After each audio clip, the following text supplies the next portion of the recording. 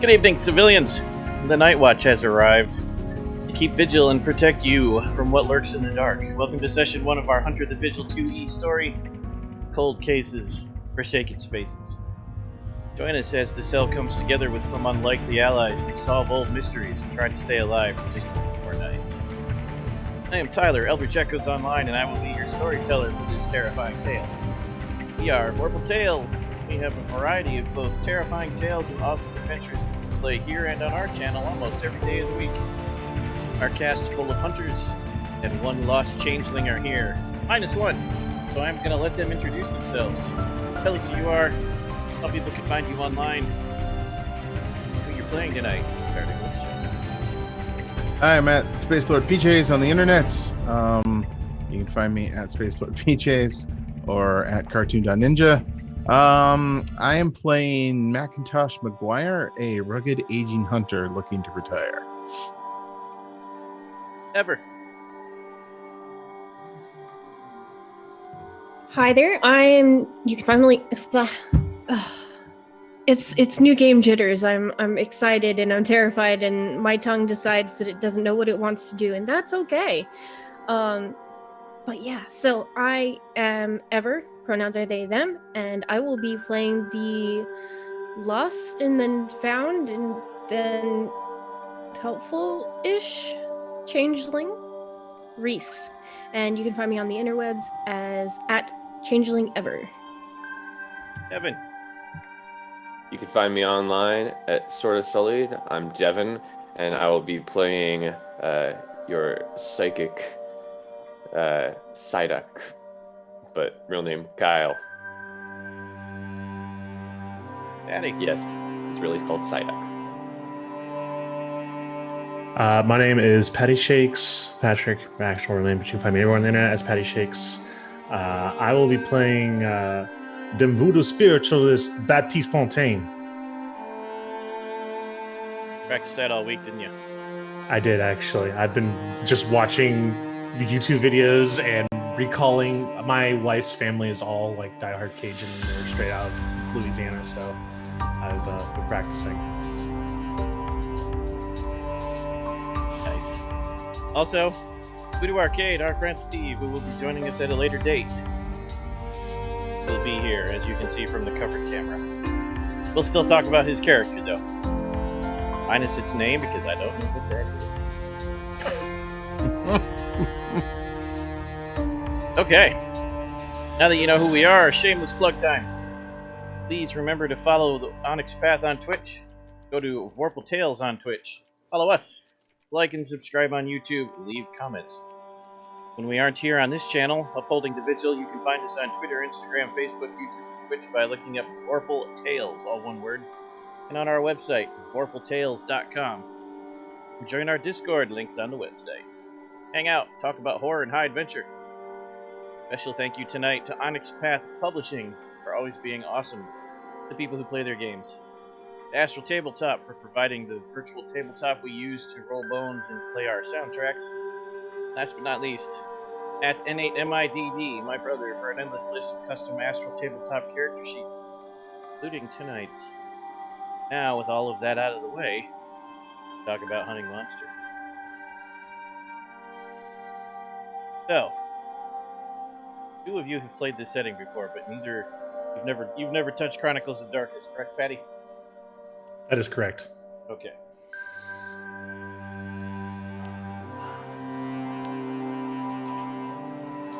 So, unlike normal, much to Sean's relief, we're not going to do a world dump, a rules dump.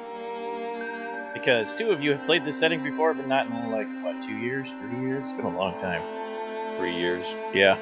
And two of you have never touched it, and the audience at home, who knows how many of them have messed with this before. So, first, we'll talk about the game. Hunter the Vigil, 2nd edition, is a role-playing game about people who are committed to saving a world overrun by monsters. Once they light a candle and hold it up to the darkness, they cannot turn back. They've taken their first step to upholding the vigil despite knowing the ultimate cost. After they peer into the shadows, they become so obsessed with the monsters lurking there, every hunt pushes them further and further away from a normal life. Hunters are underdogs who never stop feeling that chill running up and down their spines. For every bloodsucker they put down, for every haunted house they clear out, another horror lies waiting to strike. Sure, they might make sacrifices or suffer losses along the way, but to them, there's never a time when they're not hunted. Either they stay sharp and focused, they become the hunted, or worse, they become the monster. Most people grow up believing monsters exist in fairy tales and on TV. Thin Man, the product of conspiracy theorists on message boards. Bloody Mary, it's just an urban legend cooked up by teenage girls, and the Chupacabra is a rabid dog. You're not most people, because you know monsters are real. You've seen one. Maybe it murdered your grandfather. Maybe it targeted your dog. Whatever the reason, however you encountered one, the truth shattered you.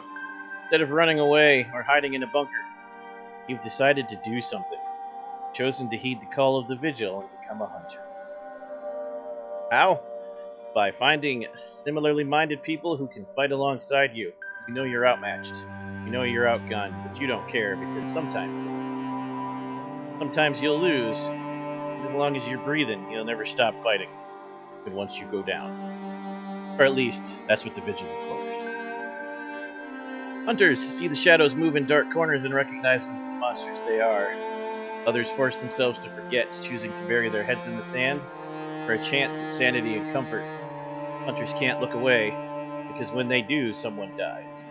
They are driven to confront the monsters because they lurk in their own backyards. Then, when their homes are safe, hunters realize the terrible truth. Someone must stand up to the darkness, and that someone is them. To be a hunter is to linger in the dark. The character doesn't know all there is to know about the supernatural.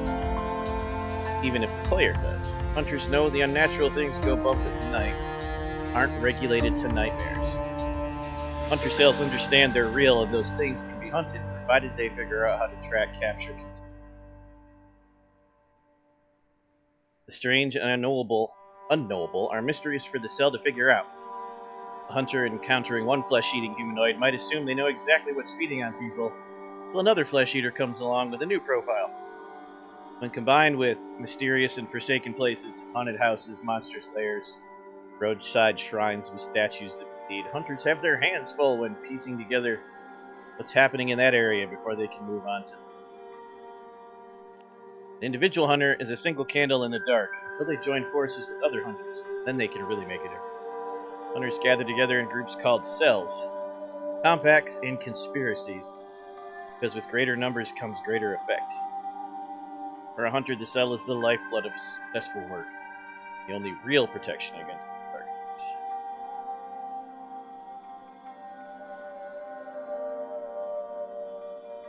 Will you pledge to uphold the code? Will you light a candle and stand against the gathering dark?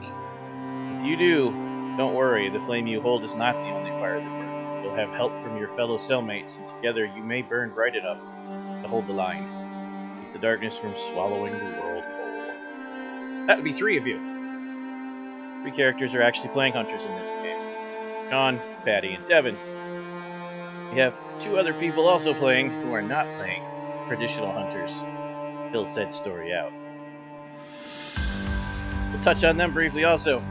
First, our almost ever present but never present tonight friend Steve. Steve will be playing Half Damned.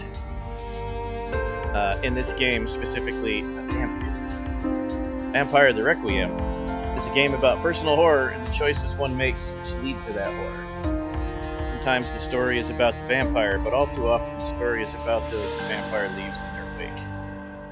Sometimes it's the people she takes vitae from just to survive another night, and sometimes it's the people she bends to her will, making them her servants. Other times it's just those who end up on the wrong end of her selfish nature.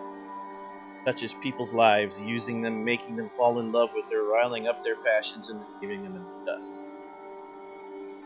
What remains are the after effects of her presence. The ghoul whose day-to-day life she never considers. The woman she killed while feeding who came back as a revenant. And in this case, the young boy she gave birth to in an unholy ritual as a pinnacle of her expression of damned love. These are the half-damned, the people created by a vampire, either by design or accident, who now navigate the edges. of the night. Not human, but not fully vampire. Some of them find solace in others. Some of them seek retribution for their lot in life. Their relationships with vampires are complicated, messy, and ripe for excruciatingly beautiful roleplay. Being a half-damned is about rebellion and being an outsider everywhere you go. About reconciling what you are and where you came from with your own integrity and the realities of living in the night. As a human, neither slave nor food. Finally, it's all about omens. You lead a charmed life, but you pass all the misfortune that spares you on to everyone who strays in your way. It's hard to tell where your will ends and where coincidence begins. You'll never know, and it haunts you. On the other hand, when everything's coming up you all the time, hard to complain too much. So, Steve's character is going to be a half vampire who hunts vampires. For what reason? It'll be up to the cell to figure out if they can drive that from him. They're going to need him, and he's going to need them. As a mortal, he's not quite all vampire, but as a half vampire, he still has some issues. Like the bloodlust. Even though he can't actually process and consume regular human blood, he still lusts after it. He can, however, process and consume vampire blood and will lust after that. He also gets several of the curses of vampire, not any of the bonuses. Like vampires being able to track him by his blood, but not being able to use a weapon against them like they can. However, he also gets some powers in his blood that are nothing like his parents. And last but not least, half vampires are all insomniacs. Their vampire blood calls to them to be awake at night, and their human blood calls to them to be awake in the day. And next, we have Ever, who will be playing the poor, not quite dupe, but maybe dupe. That is the linchpin that pulls this party together. Ever will be playing a changeling from Changeling the Lost 2nd Edition, a role-playing game about beautiful madness. There was always something you were missing, something everybody got that you didn't. Some metaphorical party to which everyone was invited but you. Someone offered you a glimpse of it, of that thing that would make you whole, so you followed them. But you were deceived. The wider world you had just a glimpse of was only a sliver of a vast landscape of madness and horror. For a while you kept going, yeah, but eventually you had to get out. So you did. You braved pain and isolation, and you changed your life again. You ran back over the line, rushing toward the place you came from, the memory of all that was good in it lighting your way. And now you're back. Turns out your life kept going without you. You kept going without you. In your absence, the familiar became strange, and you're out of place again. But you won't take it this time. You'll make your place, and you will defend it when your deceiver comes knocking. And if something is still missing, and there always seems to be something still missing, you will find it, and you will make it a part of you. There will be dragons, and there will be sirens, and there will be all the armies of the other world sent to drag you back. You will slay them, and you will shun them, and you will stand on the battlements of your fortress. They break against your walls of throne and iron. You will be free. And none of that was a metaphor. You know the stories. The hero leaves his village on a terrifying journey, or the way finds her way through the cold, dark woods. In the end, they kill the giant or shove the witch in an oven, but what happens next? That's what the game is about. You take on the role of an ordinary person who's seen the extraordinary, lured or abducted by the alien gentry who have passed the gates and hedges between our world and another. In Arcadia, the gentry changed you. They forged your flesh and sewed your bones, and they gave you a role to play. You were a lover or a servant or a monster, but it was never your story, never your choice. Having run from your keeper, climbed your way back through the hedge, you're back in the world of pizza and Facebook and nuclear anxiety. Your eyes are open now. You can see that magic is not the sole province of fairy. The world is alive with wonders most people never see, and rife with horrors that count on that unwariness. It's all part of your life now. Take the good with the bad, the magic with the monstrous, the beauty with the madness. Not always an easy story. It's almost never a happy story. But this time it's your story.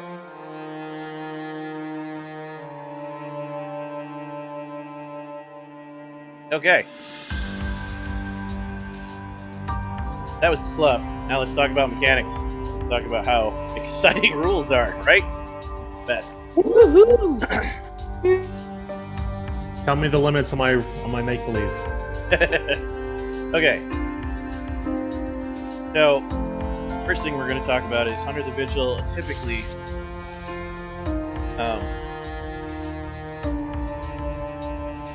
start you out as a brand new hunter who just barely seen the darkness survive some kind of monstrous attack, maybe killed it. These characters, since this game is going to run to Halloween, are going to start a little more advanced. So, we gave them 30 points to spend of experiences, them the rank of then added a 1. Keep that in mind when you're thinking about your character. You might still be new to this, quote unquote, but you're not really. Okay. My First, dad taught me everything I know. the darkness ate him. It said he was delicious. Probably did, yeah.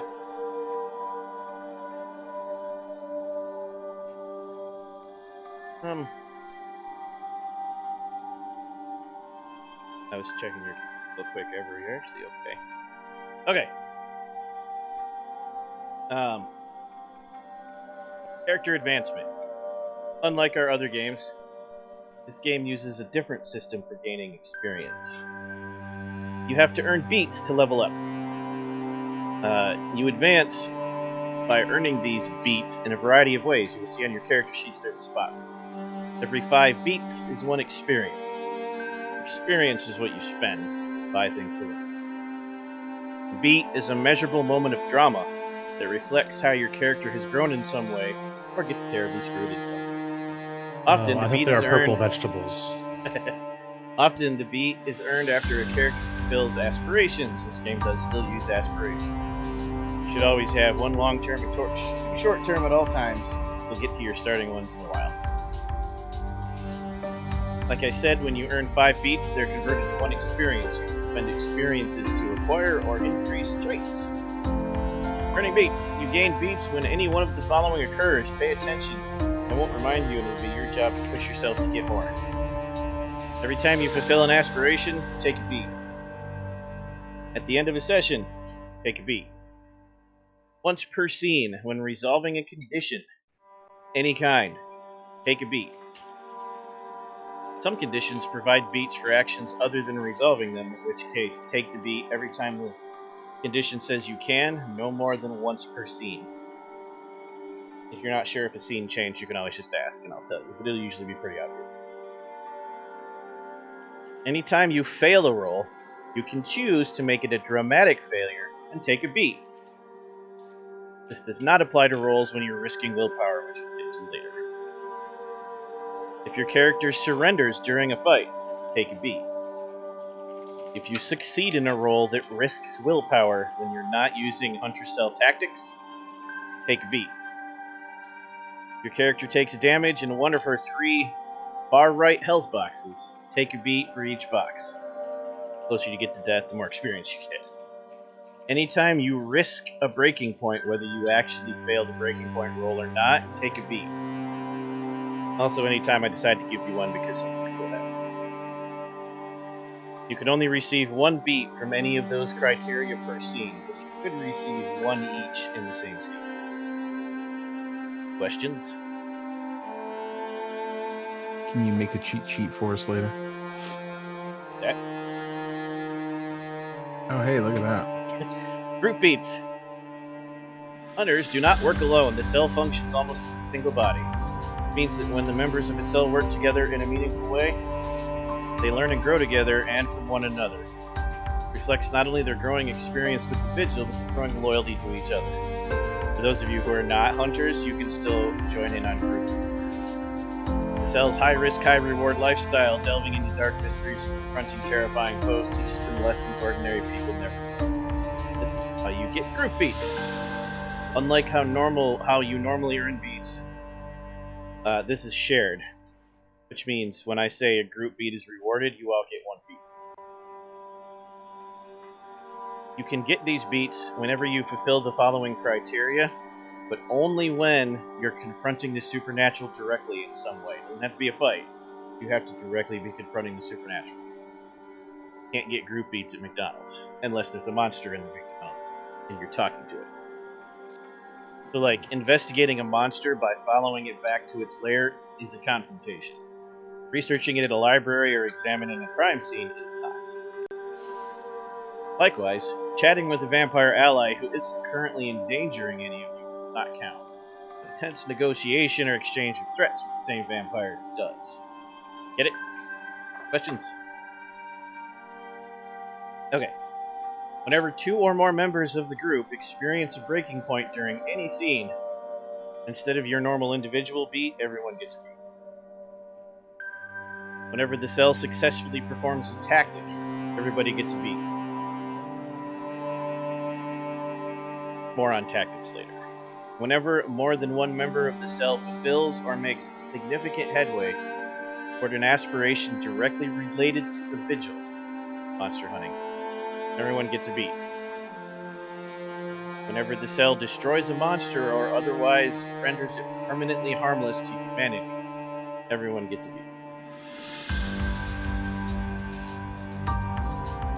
Experiences. Every time you get 5 beats, you get 1 experience. You can spend experiences anytime you want. You don't have to wait for me to allow it. You just have to tell me what it is so I can accrue it. So, list, spinning, but attributes, 4 experience for a dot. Doesn't matter what rank. Skills, 2 experience for a dot. Doesn't matter what rank. New skill specialty, 1 for 1. New merit, 1 experience per dot the merit requires, making your character. Increasing your integrity or buying it back up after you have breaking points, 2 experiences for a dot. New endowments, Hunter superpowers, 3 experiences for a dot. Lost willpower dots, not boxes. Not temporary willpower, but you risked your willpower and burned it. 1 experience for 1 dot. And a special one in the case of Hunter. Anytime you want to, even during the session, you can spend a beat to replenish a point of willpower. That's an experience, but it falls under spending. So, like, if you earn a beat for a condition and you burned a lot of willpower, you don't have to wait to fulfill your virtue or vice, your needle, your thread, whatever. You can just use your beats and recover temporary willpower.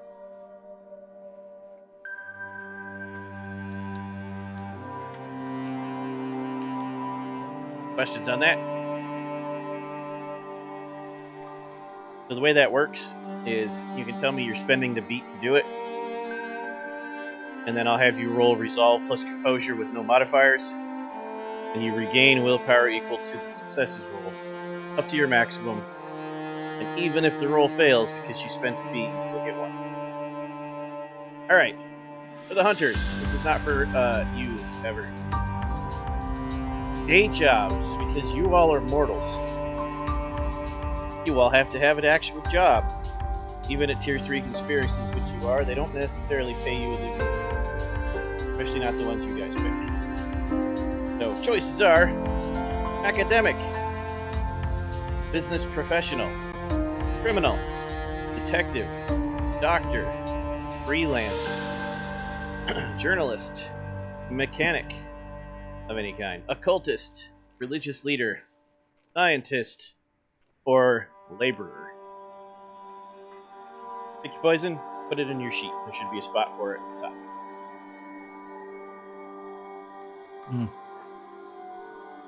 So, for instance, for you, Sean, you probably want to keep that between, like, mechanic, freelancer, or laborer. It's your conspiracy. What's a freelancer do? Basically, whatever job it is you do, you get work by contract. Maybe through the government, maybe from your friends, maybe a Craigslist. Plumber, construction worker, it could be engineer.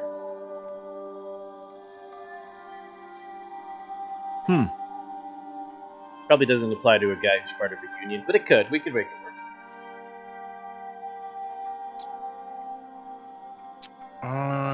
Yeah, he'll probably just be a laborer, I guess. Okay, now that's a blanket word, and these are all blanket words in a lot of things. So like a laborer in your case, pick a skill valued in construction or engineering or architecture, and that's probably very much fits you. All right, Patty. Cultist? Tempting, but I was thinking more Criminal? doctor. Doctor. Doctor. Oh, right. You have lots To of be medicine. it'd be more like half doctor, half criminal. Or half doctor, half cultist. Since you're in town from out of town, your job still comes up in that if you get in trouble, it matters. It's how people find your reputation as long-term damage. Even if you're on vacation for the month you're doing this. However, I'm renting out one of the closed businesses at an empty strip mall, and like I've got a poster board sign that just says Dr. Fontaine's. It doesn't even specify. It doesn't even specify what.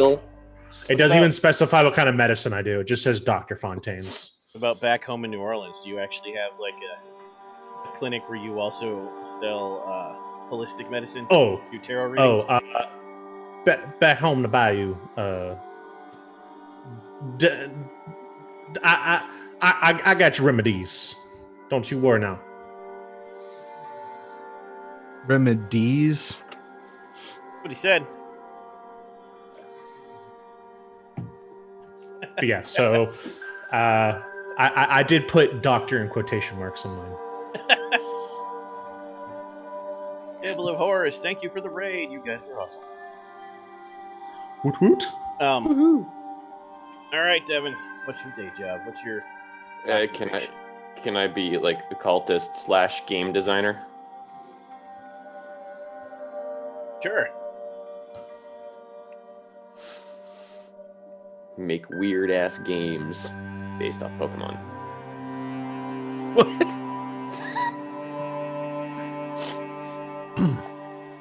Okay. So, how do you like? I'll allow it if you can explain it. Well, I figured a cultist because being raised by the hunter that is no more. But my character really, really liked Pokemon, which got them into being a gamer-ish. And he worked with computers and such anyway, so he learned how to. It's like a freelance game designer. So, are you saying like you consult on horror games to make them realistic? Yeah. Okay, I like that. Let's do that. Except I randomly add Pokemon in it. Wait, Devin, is your character a summoner? No. No. That would be Patty. No, my character's a Psyduck. Okay. Touchstones. Touchstone is an in-game term that describes someone a hunter feels safe around when they're not spending time elbow deep in monster guts and thwarting demonic sacrifice. Fellow hunters don't count. Trust your cellmates with your deepest secrets in your life every time you hunt, and you share the common bond of the vigil. However, you need to have someone outside of that life. Your touchstones are your lifeline. They're deeply personal and keep you from falling into despair, becoming overwhelmed, or lashing out at someone who doesn't.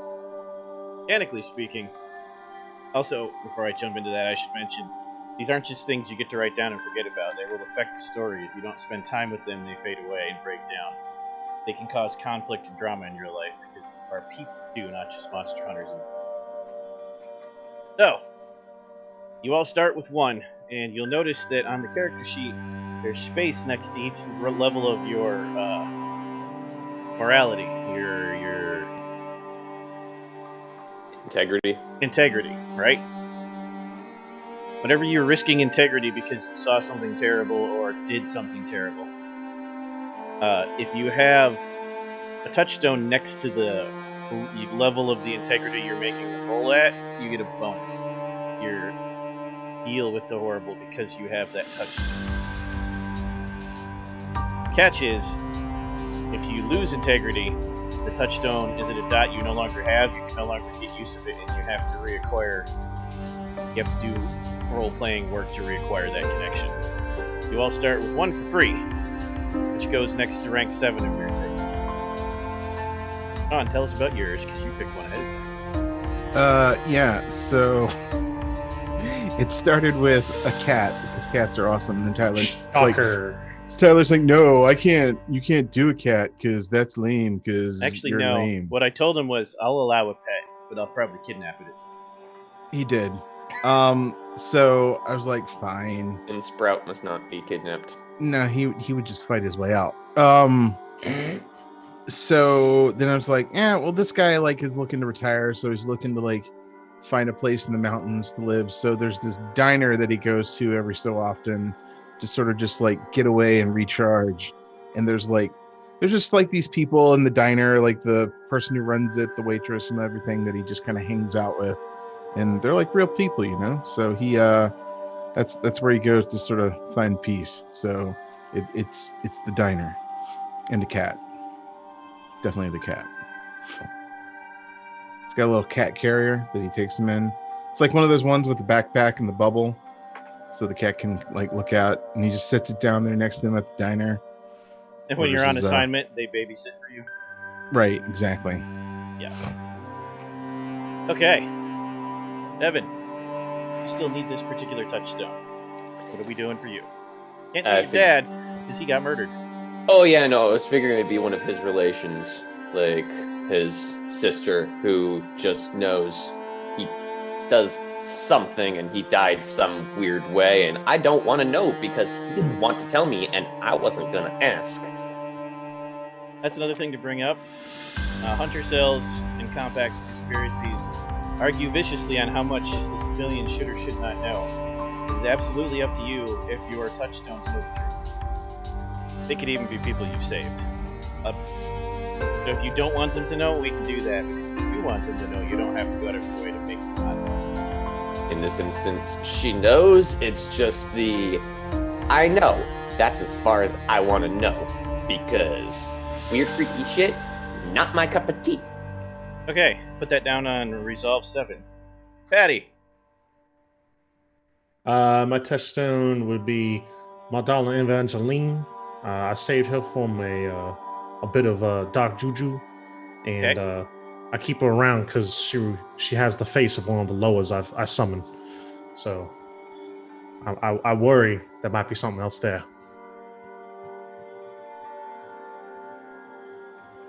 Okay.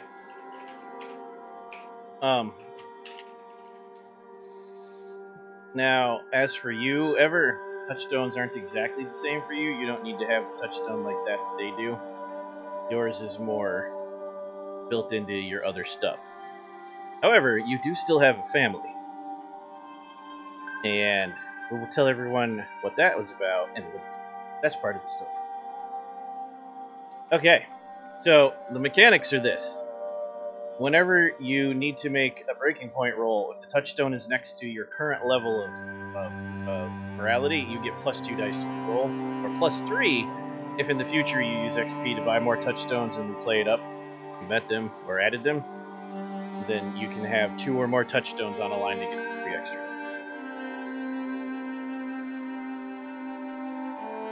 If you have no touchstones attached to the breaking point roll you're making, it's at minus 2 dice. Good times.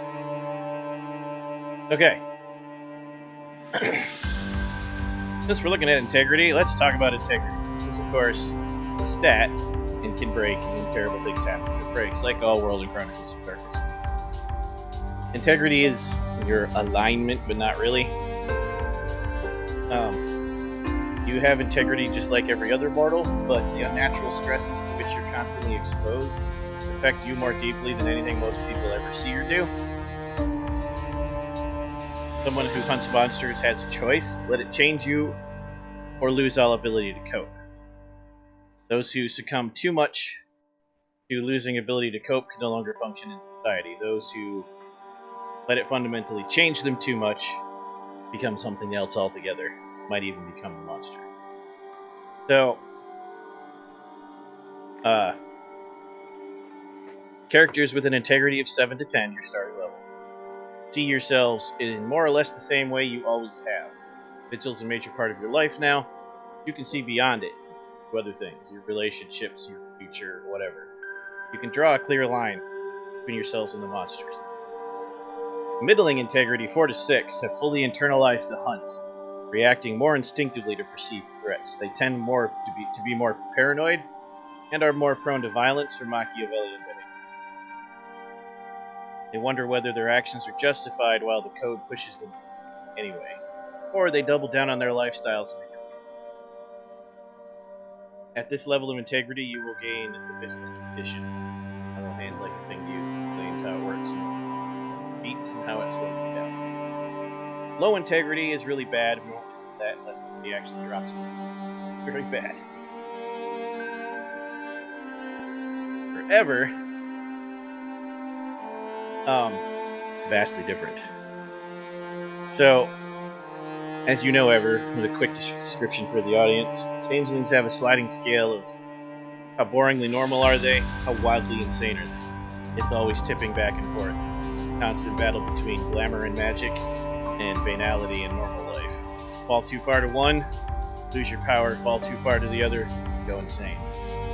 Just become part of a fairy tale and fade away from the world. So that's your integrity, as it were, is maintaining your balance instead of a straight rating like everybody else. The code. Since we mentioned the code, when you take up the vigil, you vow, whether out loud or just to yourself, to abide by certain precepts, one that separate you from common murderers and unnatural predators. It's how you justify your life of violence, crime, and paranoia. Strict rules, which if followed, keep you from becoming them. For the greater good. The greater good. The code is not like written rules, because obviously there's different, like, you'll probably rarely meet other hunters, and you'll never know most of them in the world, so it's not like a PDF you pass around. Your cell will come up with the code, and I'll let you guys do that once you are a cell. Probably later tonight or next session. But you do need to have whatever your code is, because then we can make things happen with it. Because Or your pizza. integrity is like. Breaking points. Breaking points happen when. So, breaking points happen when the code or the vigil makes you do or let things happen that are against normal human morality or extreme human morality. How far you get. Code's fundaments might be universal, but no two hunters are perfectly protected. You'll argue over what constitutes a monster or a person all the time. So it's not indicative of how you feel or what you want. It's ways in which your psyche is forced to adapt, consciously or subconsciously, to life, deliberately exposing yourself to bad things.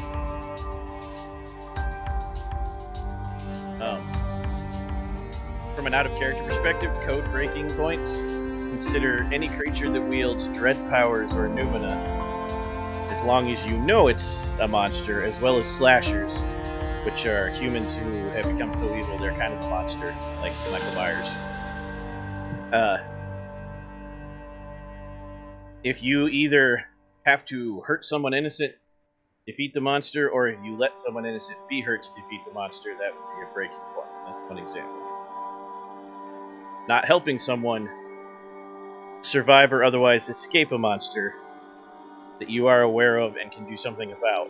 Like, not because you're chained up, but like you were able to do something and you walk away. That's a breaking point. Refusing to destroy an obviously monstrous monster. That's a breaking point. Other breaking points are having to commit atrocities, even if it's when upholding the code. Breaking point.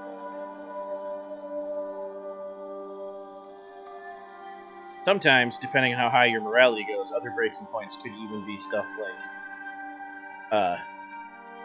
using an innocent as bait to lure in a monster so that you can defeat it could be a breaking point at, say, Integrity 8 if you bought yours up.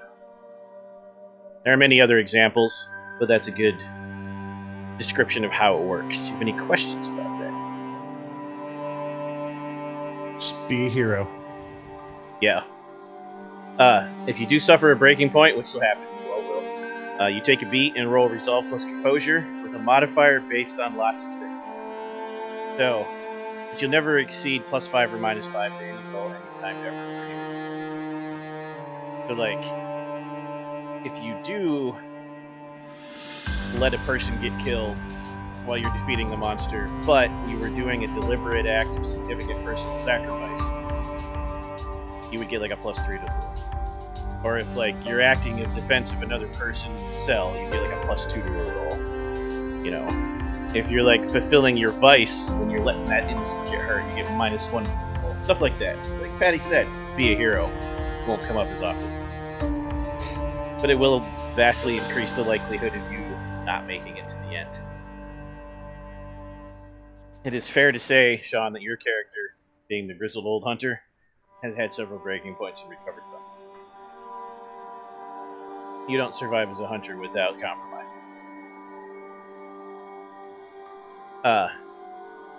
Talking about monsters a lot, I should point out, what is a monster really? Typically, this is not a black and white game, especially the way we're going to play it. It can be if you want to play it that way, but everything is gray. Because Ever's a changeling doesn't mean Ever's a monster. Ever's not hurting anyone and not going out of her way to cause harm to mortals. She's fine. They are fine. Just because your neighbor is a human doesn't mean he's not a monster. Serial killer, he qualifies just as much as that fangbanger. So, when dealing with breaking points because of the code and whether or not you're killing a monster, we will discuss it, and if you can convince me I wouldn't think they're a monster, you can avoid your breaking points that way too. Get it? Got it. Okay. Having said all that, Integrity 7, list of things that will absolutely make you get a breaking point roll. First time personally encountering a new supernatural trait or power. Causing significant harm to a person. Allowing harm to come to a person while pursuing the vigil. Causing another person to suffer a breaking point from being exposed to the supernatural. Using to aid a fellow hunter in need. Every time, no questions, you won't get out of it. Well, I'll suppose those you can. As you can see, some of those are out of your control. That's why I said you will all have breaking points. Okay. Party conspiracies. So, it's a tier 3 game. That means you all are going to form a cell locally. That would be tier 1. But most of you are part of a conspiracy, which is a worldwide union of hunters. That's tier 3. Tier 2 is a compact. One of you is in a compact with endowments that are tier 3. So, Sean is in the union, blue-collar hunters who band together to stop the supernatural from infringing on their home turf. Support labor. That's a compact. It's local to this state, which is Illinois in this case. Monster hunters need representation too. Yep. Monster Hunter International. Patty is a member of the Council of Bones, a worldwide organization of scholars, archivists, and occultists who serve the living by contacting ghosts and spirits. Devin is a member of VASCU, which is an acronym, who specialize with the investigation and profiling of serial and spree killers on a freelance basis through a corporate fund called the Vanguard Initiative. The unit also produces reports and writes papers tracking rates of mass murders and violent crime on an international scale. Due to the recent dramatic rise in monster activity, they have branched out to include hunting true monsters, not just slashers. Because when tracking violent crime on an international scale, you start to see trends. Endowments, superpowers for hunters. You all have them. For the audience, the Union, we've given advanced armoring, which normally would belong to Task Force Valor. Sean's character gets cool gear, shoot, track, and hunt monsters. Patty has paraspiritism. Why don't you explain that a little bit? Sure. Basically, the Council of Bones, we kind of pass ourselves off as mediums and other spiritual people. Sometimes even kind of saying that we are charlatans so that we can blend in easier and try to find sources of the supernatural. we prioritize dead creatures over living threats. So we use powers like. I have my powers are Auric Shield, Borrowed Power, and No Death. So basically, I can summon the dead, trap them, take some of their power from them. I can also see through the guises the dead might use to hide amongst us and know their true faces, as well as protect myself from some of the things they might do to harm me or others. Devin has teleformatics. About that. So pretty much, my character was part of a bunch of unconventional drug therapies to enhance my mind so that I would be able to do cool things like be able to psychically tap into cameras and animals to be able to track things, or I can force myself to go faster so that in the initiative order I basically boost myself, or be a compendium of knowledge that I really wouldn't normally have, but I can tap into it because I have this wonderful weird mind due to all these drugs. Side effect though, oh man, using these powers sucks. My head hurts so much. Oh. The Psyduck. So you got MK Ultra? Yes. Yeah. Okay. Exactly. Last but not least, we have a changeling. Changelings, of course, don't have endowments from their conspiracy. Changelings were physically transformed by their time in another world, and it gives them glamour that they can draw off people's emotions and the emotions of places to fuel weird fairy tale magic powers. Why don't you talk about some of yours, Evan? Awesome. So, my changeling is a Fairest. They belong to the Winter Court, if you couldn't tell by the blue and the white. It's not as cool on the camera. It looks really good. It actually looks really good, yeah. Yes. And they are a mirror skin, which means that they can change their appearance basically at will with the spending of some glamour. But the Winter Court feeds off of sadness, sorrow, a lot of sad face, negative emotions, tears. So I might make you guys cry on purpose just to feed off of you. No, I'm just kidding. I wouldn't do that. You totally would.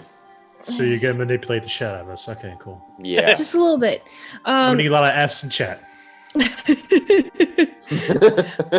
I can also spit on things and make them freeze. So yeah, changeling magic is Okay, I was with you on the I can change the way I look, I'm gonna make you sad. Oh, and I spit on things and freeze them. I mean, it's a little more detailed than that, but WTF, bro. All I can say is, man, that's cold. I was hoping for a pun-free game just once. Yeah, right. Don't play with ever. Tyler already beat you to the cold pun, so cold case. I was a It's little in the name slow. of the game. It was a little chilly, so it took me some time. Had to warm up. Don't be a snowflake. Anyway, my character is adept at finding their way through the hedge because of certain contracts and merits that I took. Some examples of those for any of you who are familiar with Changeling are Skin Mask, Hostile Takeover, Ermine's Winter Coat, The Dragon Nose, Ice Queen's Call, Walls Have Ears, and it's going to be like a heavily investigative game, so a lot of investigative bits are the things that I've taken.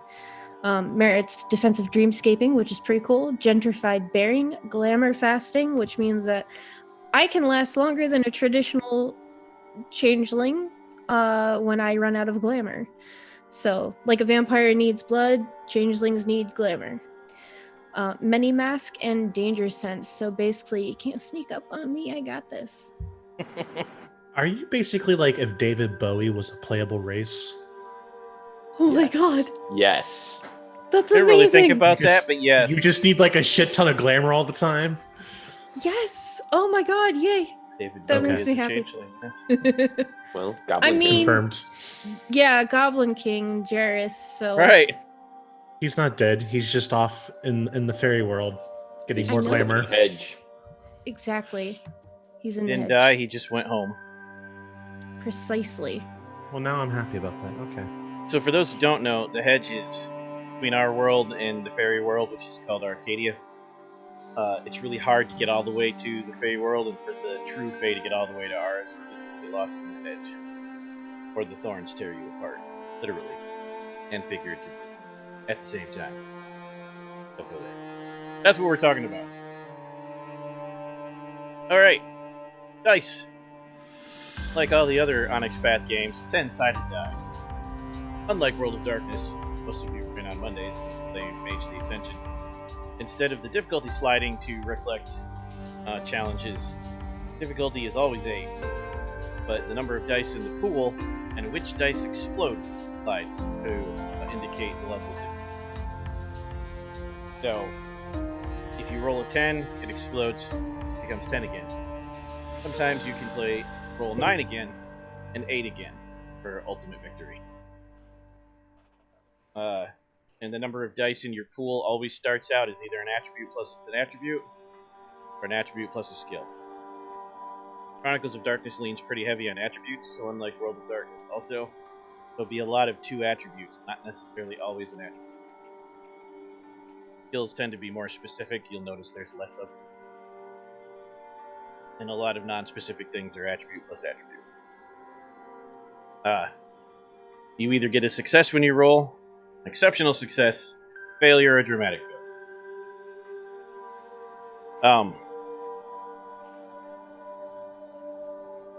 So, the basic mechanic is like it always is, build the pool, add or subtract the modifiers, roll the dice. However, if the penalties ever reduce your dice pool to 0 or even to negative, still roll one single d10. It's called a chance die. If you succeed, you have... Okay, in order to succeed, you must roll a 10. But it doesn't reroll. If you roll a 1, it's a dramatic failure. That's the only way to get a dramatic failure without choosing to. In a regular roll where you have a dice pool, you only can ever get regular failures. The way to get a dramatic failure is to choose to turn a regular failure dramatic in exchange for beats. Drama gets experience. Okay. 1 to 4 successes is called a success. You did what you needed to do. 5 or more successes is exceptional. It will gain you the inspired condition, and sometimes maybe other cool things. A failure is 0 successes. And a voluntary dramatic failure is when you convert a regular failure into a dramatic failure. A risked willpower dramatic failure is when you get no successes for an action on which you risk willpower. You get 2 beats and apply the effects of a dramatic failure, and lose willpower. Like, forever. However, if you risk willpower and succeed, the result is always dramatically good. Okay. Damage rolls will always be like, so it works similar to World of Darkness in that your weapon has a base number of damage die, but you also roll the attack, and your successes count as damage once you hit. So like, in World of Darkness, you might get strength plus base weapon damage. In this game, typically it's just the weapon has a set pool. Roll to hit, you hit, then you roll the weapon's dice. Some weapons will include for your dex, but not all the time. Like, sometimes we will declare an action rote. What that means is you've got plenty of training, steps you need are all right there, and or you have lots of time to do it. This is still not so simple you don't need to roll. Still a thing that requires a roll. However, you're really good at it, and it's more than likely that you're going to win.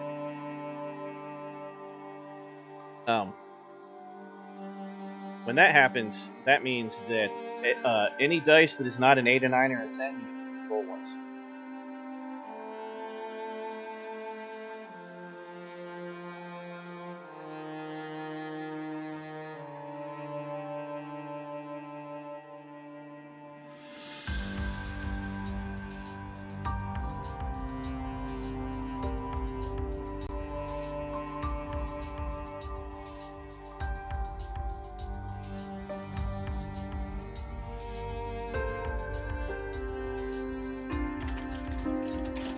Stand by, audience. Zoom crashed momentarily. Gasp. Sad face. Entertain everyone. Oh, cool. I'm Space Lord right now. Sprout can't be seen. I have a cat. Wait. No, I don't. Damn it. On this glorious day, we are all Space Lord. I love it. That's great. So say we all. So say the many, so say we all. Somehow I'm still in the right spot. That's kind of awesome. It's because you're the storyteller. You have to be in the Clearly. right spot. We are looking into the twilight. We'll be back. Yeah. Oh, we got trapped in the hedge. We'll be right back. I like how you and the person who isn't here are the only people in the right spots. Yeah, I got so excited about the idea that David Bowie's just past the hedge. I was like, let's do it, guys. Let's go. Let's go see him right now. Yeah, thank you. Our root doctor over there decided to drag us into the hedge to find David Bowie. We were minorly successful. We could hear his magic dance, but we couldn't see him. He was currently judging a Whoop. what they call it in Zoolander? A walk off or a, Catwalk? was it a catwalk off? I have no idea. I forget what it was, but like it was like towards the beginning of the movie, and Ben Stiller and Owen Wilson's character are like having a walk off or whatever the hell they called it. Like, we need a judge, and David Bowie just comes out of the crowd. I think I could be of assistance. It was a walk-off. Okay. Nice. This is apparently a movie I need to see. Just like, you just need just that part. Yeah, honestly, just Google that part. It's... The rest of it's, I mean, if you like really stupid humor, check it out. Depends on the humor. Oh my god, Sprout's so cute. It's like classic Ben Stiller, Owen Wilson, like original. Yeah. Like one of the. Actually, I'll be right back. Come on, bud. Uh-oh. Oh, No. I was hoping the cat would take his place. No, the cat Sprout's gonna follow Daddy. Only you were cool Such enough luck. to replace yourself with an animal patty. That's true. It's true. Okay, I don't think we'd be able to get any of our animals to stay still long enough. so Sure, just sedate them. what we were talking about when it froze was rote rolls. And I don't know if Rote it froze rolls. for everyone or if my thing kept going. Who knows? But Your thing kept going initially. yeah. So the audience might have heard it, but you didn't. So anytime that you have time to do the job, or you're very, very skilled at it, or you have a condition that allows it, your roll becomes still not easy enough that you don't need to roll. But when you roll, anything that's not an 8 or 9 or a 10, you can do. That's what that means.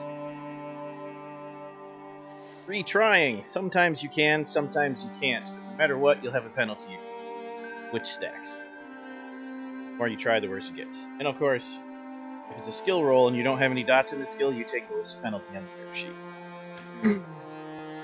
To that roll. Worse for knowledges. And then, of course, as normal, teamwork can give each other bonuses, which we'll get to in a minute. Okay. There are 3 actions one can take in a round-by-round scenario. Instant, reflexive, and extended. Extended takes more than 1 turn. Reflexive doesn't count. It's like a bonus action, and instant action. The way you can roll is a simple roll, which means no opposition. Tested roll means the target is subtracting from your pool, and resisted means you both roll, and the higher wins. Extended actions means it takes more than 1 turn and or scene to complete. You keep going and stacking successes unless you fail or dramatically fail, and then the whole thing falls apart. Like Jenga. Every multiple action roll will have a roll limit, meaning you can only roll so many times before you succeed. And it will have required successes set ahead of time, usually between 5 and 20. Questions on any of that? Okay. You can also take a break from extended actions if necessary. Like if they're very long scene related, not action by action. Willpower! Your hero points. Spending willpower. It's a reflexive action, meaning that when you spend willpower, it's free. It doesn't actually take up your turn. If you spend it on a roll, you can add 3 dice to the roll. You can also spend 1 willpower to gain +2 resistance in a single action. Also, several of your powers and merits will require you to spend willpower to feel it. You know if you have it. You can only spend 1 willpower per turn. After you sleep for a night, you get back a willpower. Every time you meaningfully... Yep, sleeping Singular? for a night's a single willpower recovery. Okay. Every time you meaningfully fulfill your virtue, you get it all. The game rule is up to twice per chapter. My rule is once per chapter. Especially in a game that's only going to have a few chapters. Every time you meaningfully fulfill your vice, you get 1 willpower point back. Do that once per scene as much as you can. Again, drama wins. Touchstones. Every time you defend your relationship with your touchstone, which means protect them or spend time with them, you get either 1 point or all of your willpower back. Depends on what's happening. Experiences. Spend 1 experience to roll Resolve plus Composure to regain 1 willpower for each success rolled up to your maximum. On a failed roll, keep 1. Like we talked about before. Or spend 1 beat to just get 1 back without rolling.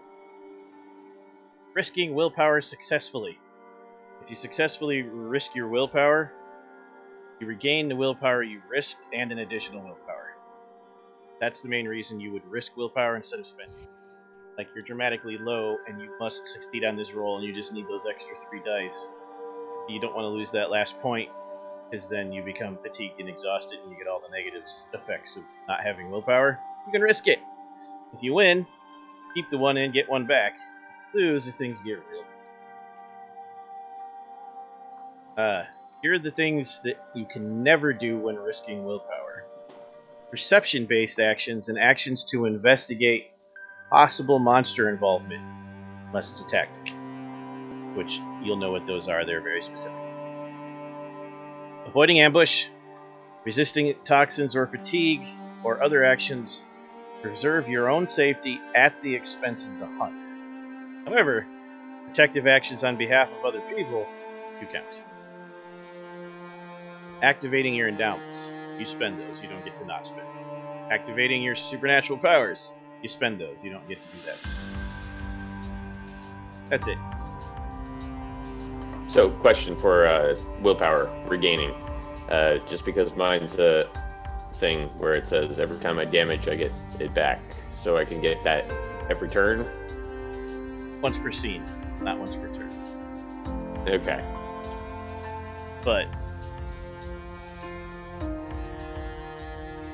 probably not going to be the very often fight where you're burning that every turn. You could. Actually, you could every just one do of my that. powers is. Every one of my powers is. So in order to activate, I basically have to spend. Right. And what's free once per fight, correct. Or scene. A fight might not even be its own scene. So, when you're risking willpower, you can do all the normal things, like gain the 3 die bonus. You can do other things too. Turn on a tactic. Achieve exceptional success on 3 instead of 5. Gain +1 die to attack weapons damage bonus. Gain the 9 again quality or remove 10 again quality from an opponent's roll in a contested. Conditions.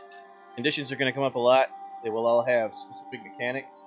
I will hand them to you either in printed out format in Discord or in card format so that you can see them. It will tell you this is what you do to resolve it and make it go away. Every time this happens, you get a beat. You also get this negative. Tilts. Tilts also exist. Tilts come before conditions. Tilts almost always become conditions. So, breathing in poisoned air is going to cause some kind of tilt. And you're going to get a temporary penalty, and you're going to have to make it. Fail to roll, then you're going to get like long-term poisoning, and now you have. Make sense? Things you can do in a turn. Move up to your speed and take one instant action, or move twice your speed. When you roll initiative, you roll a d10 plus the initiative bonus listed on your character sheet. Naming sheets are awesome and actually calculate all those math for you. If you raise your dots in the future, those numbers will update. Your speed, your initiative bonus, your defense bonus, all of that. Everything but health. Nice. When we do initiative, we're going to add one additional rule, where after everyone rolls initiative, the slowest person declares their actions first, including the enemies, and then the enemies you're aware of, and then all the way up to the fastest person. This reflects the fact that in a turn, everything happens all at once, not action by action. Like in D&D, it's too easy to fall into the trap of things are happening consecutively. They're not. They're happening all at the same time. So that means the faster people in initiative can react to the slower people's actions. That's why we do it that way. So you'll declare actions in reverse and then take actions in turn top to bottom. Whenever it's a fight, also, I will need the party or the individual who starts the problem to declare intent, which means everybody wants something out of a conflict. The very first thing you need to do before worrying about who attacks first is determine what you want out of the fight. Simple sentence. I want to kill the vampire. I want the book that Sean's holding. I want to rescue Devin.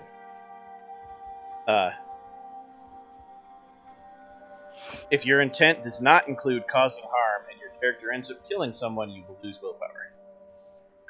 Surprise rounds. If there is a chance for surprise, you will roll wits plus composures.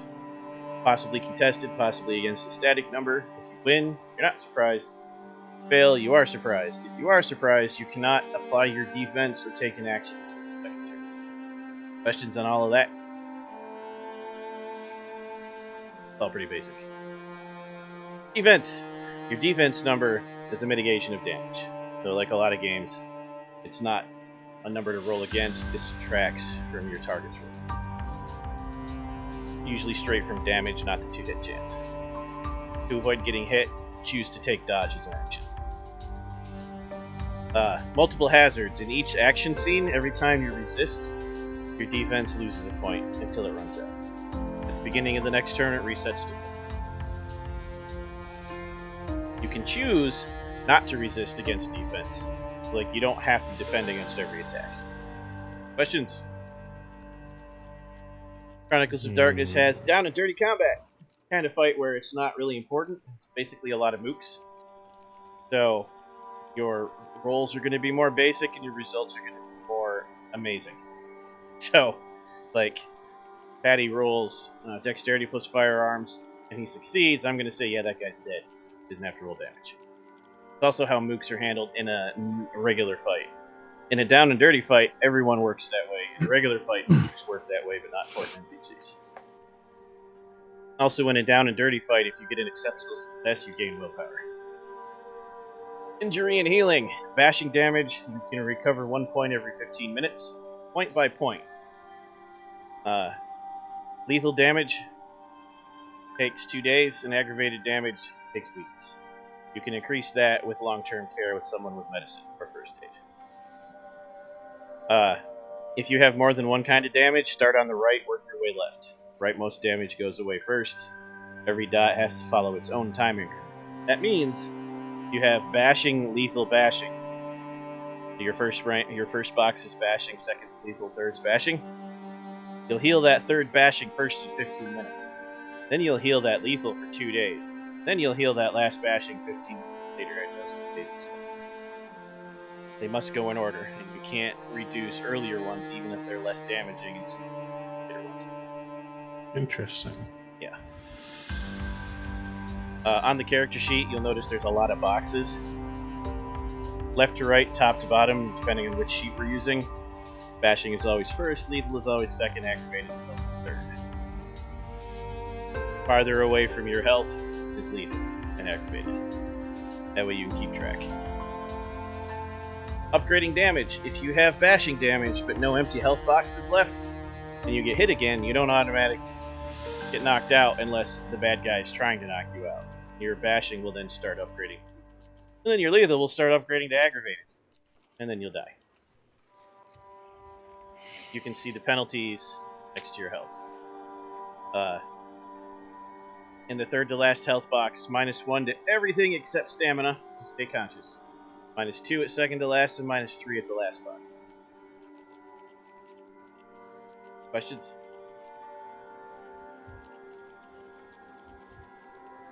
Okay. Nope. If your character's rightmost health box has lethal damage, you start bleeding out. And you suffer 1 lethal damage per turn until you fill with all lethal or you die.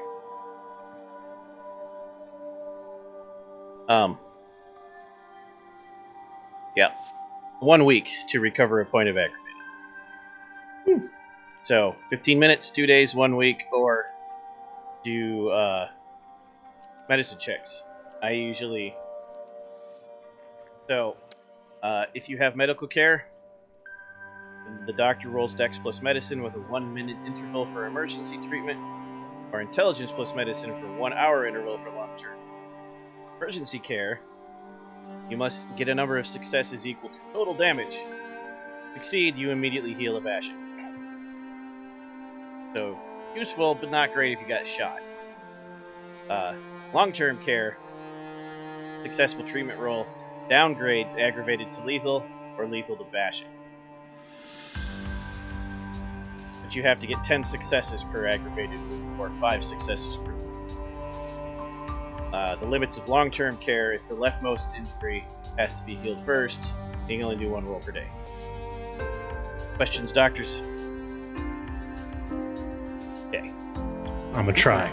Beaten down and surrender. Beaten down is an optional. You never have to, as PCs, you never have to say you're beaten down. You choose to say it.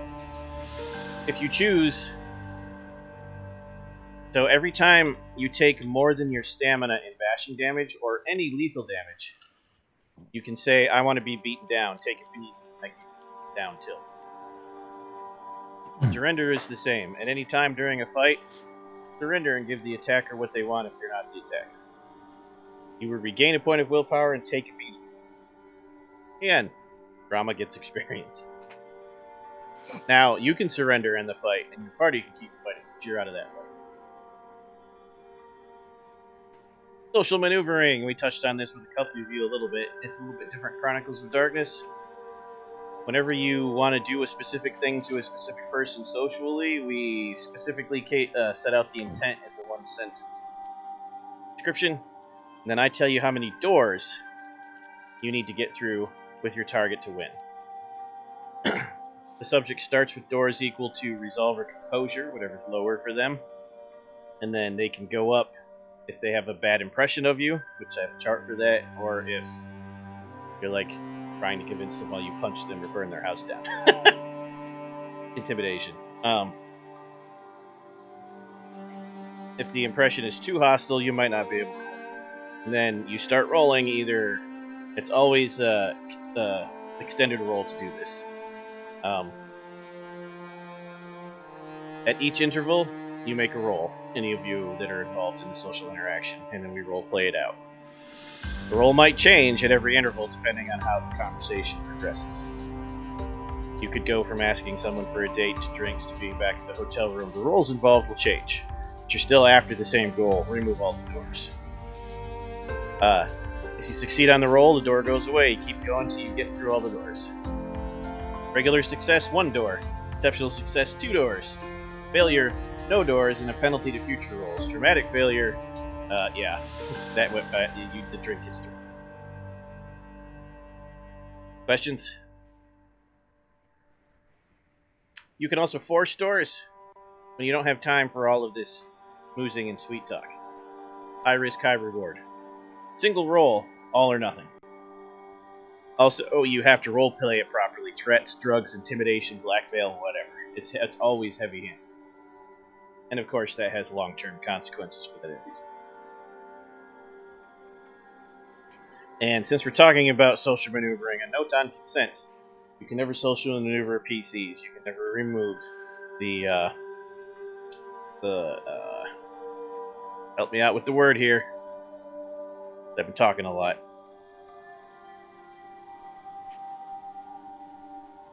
Wow.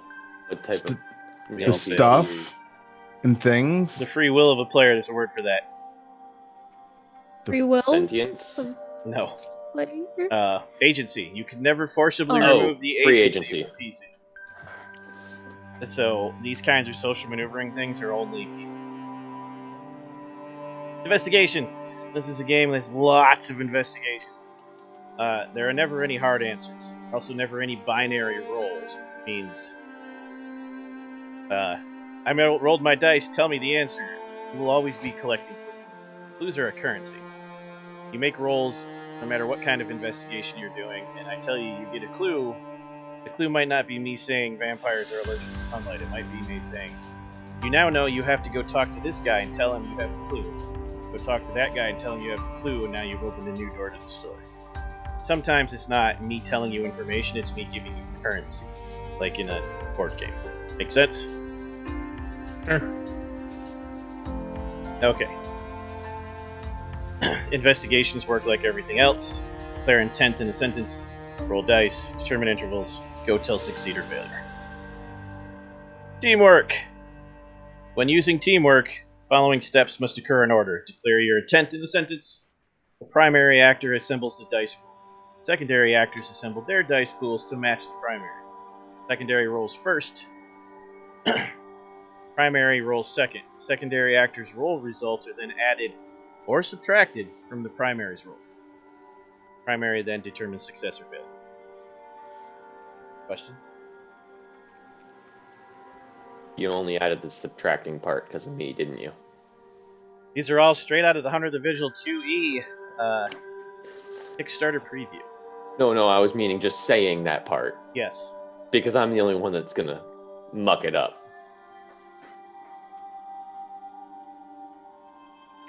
My first test roll of this was 2-2, on 1, die 2, 2. tens. Yes, it was 2-2, amazing. 1-2. It was fantastic. So you can do a teamwork roll anytime you want. There's no prerequisites. However, skills are not interchangeable. Everybody rolls the same thing, or you don't roll.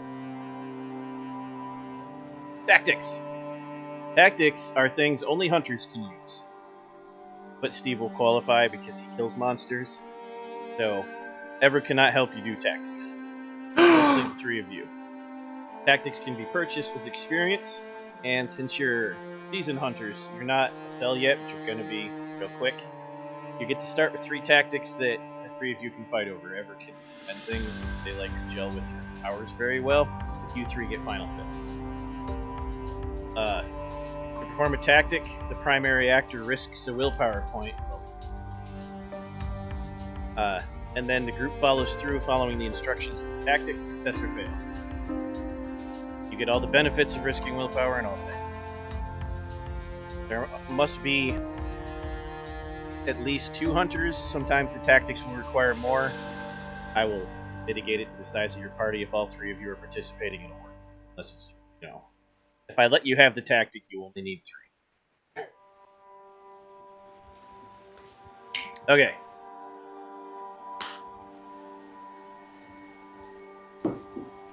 Tactics.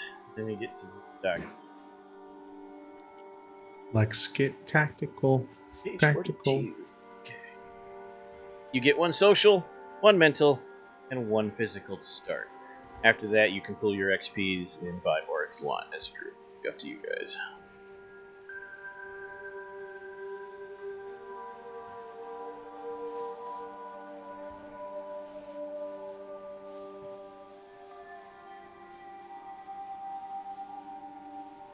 Apparently not that book.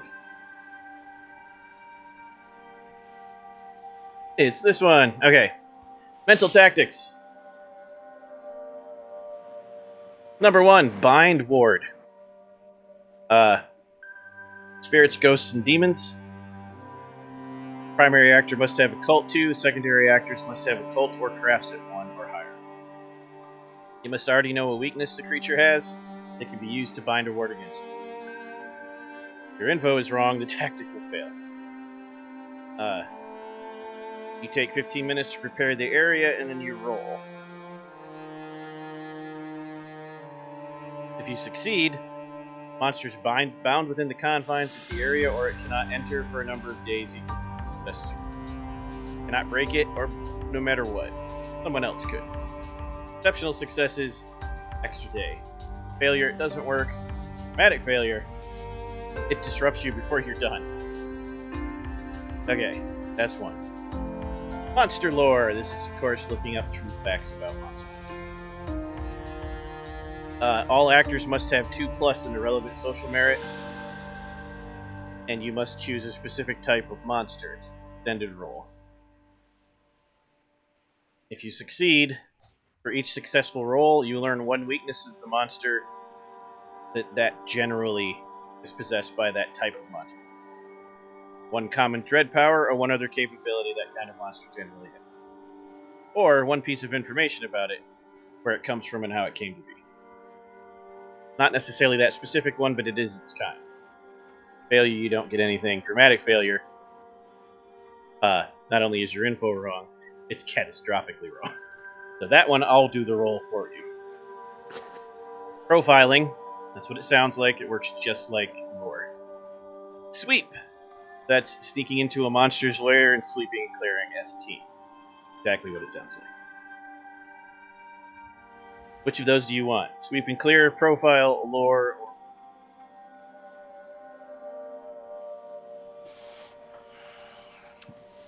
This is something we all are choosing?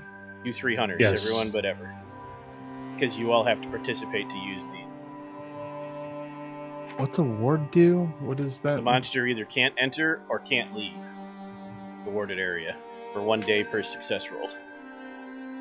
Kind of like that one. That is Evan? fair. That's not bad. I do Yeah. have the supernatural ability of warding, so like I Oh. have like a baby version of that. Okay. How's the baby version work? Like, Like I can imbue an item of some sort and give it to myself or other people. I can make multiple of them, and I can pick a specific type of creepy crawly and just be like, no touching, no touching. okay. So basically, a superpower version of that. I like it though. Okay, so all of you write that down so you all know you have it. 3 of you. What was the Because- secondary characteristics you needed? There's 2 in occult for the Occult primary or actor and- crafting. Okay. One in I have occult. I have a shit ton of occult. You need 1 in occult or 1 in crafting too. Okay. Which all Good. 3 of you should have 1 in. Yeah. Dos occultos. It's a weird party of hunters that don't all have some occult. Okay, physical. Called shots. This is a group tactic because somebody's calling out the location, somebody's taking a shot. This one only requires 2 of you to participate, but you still have to all agree to take it. Obviously, if it works, you do great damage. Failures, you don't. If you dramatically failure, you hit the closest person to the monster, which is probably Oof. the guy calling the shot for you. Oops. Capture. That's what it sounds like. Work as a group to capture the monster. Controlled immolation. Burn it with fire, but don't burn down the neighborhood, the house, or the innocents. Corral. So, capture means you put it in a box or chains and drag it away. Corral means you corner it. That's the difference. Because corralling could be pushing them into a trap or something, instead of trying to actually drag them away. I mean, you had me at burn it with fire. Yeah. So, So I don't think we need capture a corral because we have warding. We can trap it with our warding. Harvest. Collect something from the monster and use that's it. gross. Ooh. Could be gross. Your Could be your interesting. voodoo practitioner is very interested in that one. Lure. Using bait that aren't innocent people. Using yourselves to seem like innocent. Scatter, which is get the hell out, don't get caught. Go different directions and meet up later. That's not a bad idea. So those are your choices. Scatter, lure, harvest, corral, controlled immolation, capture. Called I shot. say fire or scatter. Those are mine. My vote is going to be burn it with fire because What a coincidence. That's part Like- of my powers. Selfishly, I want harvest, but I think the 2 best are scatter and fire. I like controlled immolation. Yeah, your psychic pyrokinetic. Yeah, that's basically all I do is burn things. So Also, if we do fuck it up, which we will inevitably, I might be able to help kind of corral some of the fire. oh, I'll just burn the perfect. fire. That's the way it works, right? I'll burn the fire. Yes, that is how that works. You are How do you correct. put out a grease fire? You start a larger fire next to it. Right. Sucks the oxygen away from it. Boom. There's controlled immolation. Excellent. This is a tactic. Yes. All right. The primary actor sets the monster on fire and keeps it burning. Yes. Cool. I wonder who the primary actor is gonna be. Not I. There is that one's too big, so it came out as a text doc, but that's Ward. There you go. And last but not least, we choose the social one.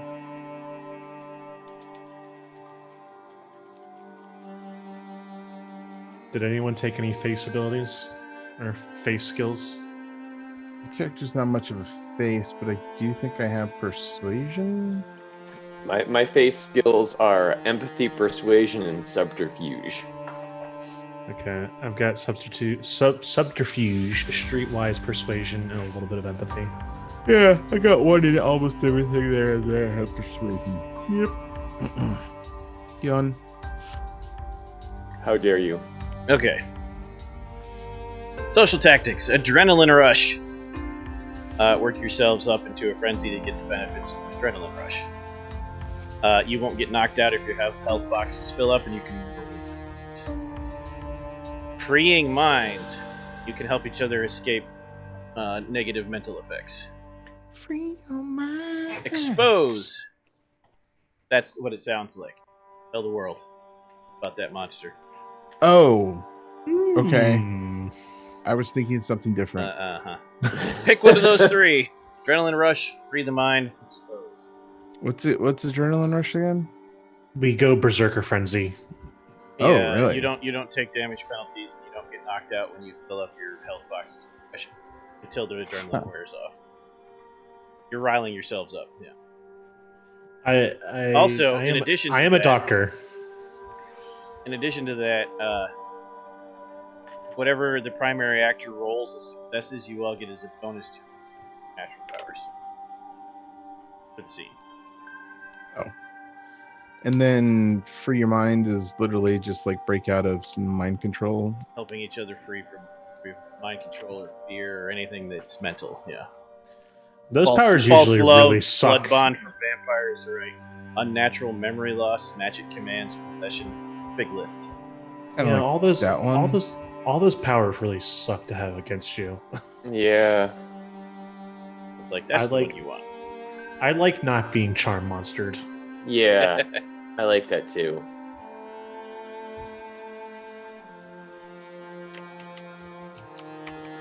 Help me not hurt everyone. Yeah. Because then we're going to suffer a breaking point soon thereafter. but- We regain control if we're That not one dead. is also a tech stock, apparently. Yeah, the MK Ultra guy just said he can control flames with his brain, so I don't want him against me. Oh, come on. You don't want me to start shouting, the roof, the roof, Nope. the roof is on fire! Nope. 'Cause I burned nope. it. Nope. I like my skin exactly where it is. Not melted in a puddle next to me. All right. Last chance for questions. That was it. all the questions. Is a hot dog a sandwich? No. No. Okay. That was easy. You didn't ask for hard questions, so you know. Hmm? There we go. All right. Ever. The final choice for the name of the thing, but in Discord. I went with the first one, but then you had that second one and you never decided. First one? Second one. Snow White or Alice? Alice. Snow White. Alice. Okay, then the first one. Okay. No, wait. Yeah, no, wait. Yeah, no, wait. Wait, 2 voted against you, but the DM counts for 2 votes. So That means Sean has to I vote. mean, Sean has to vote. I vote for Luke Evans as Gaston. Yeah. That has nothing to. Russia, so that could apply to the first one. But the candlestick talks, so that applies to the second one. That didn't help. Try again, Sean. Crap. Okay. What am I? Snow White or Alice? What am I determining? What her? The name of your dive bar that you all hang out at. Oh. Not your dive bar, the group's dive bar. Right. As Gaston. No one's quite Alice, Gaston. because you're looking through the glass. No. One's neck You as have to No. pick one of the two. Thick as because Gaston. Ever already has two names chosen. But you gotta pick the theme you want.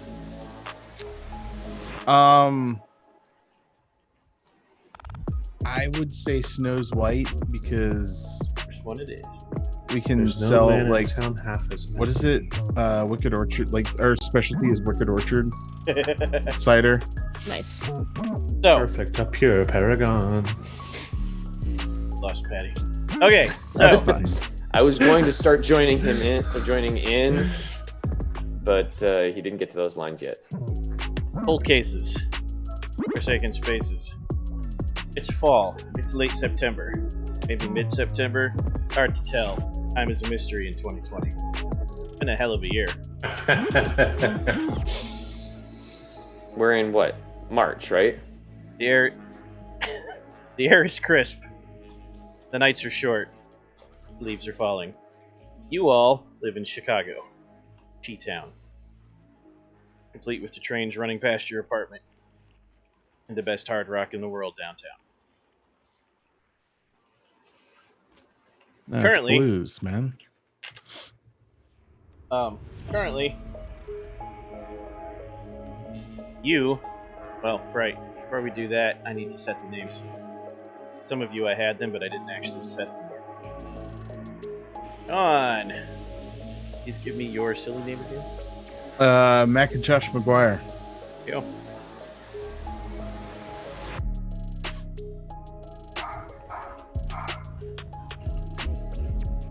Wow, that made it a lot bigger. Gotta shrink that.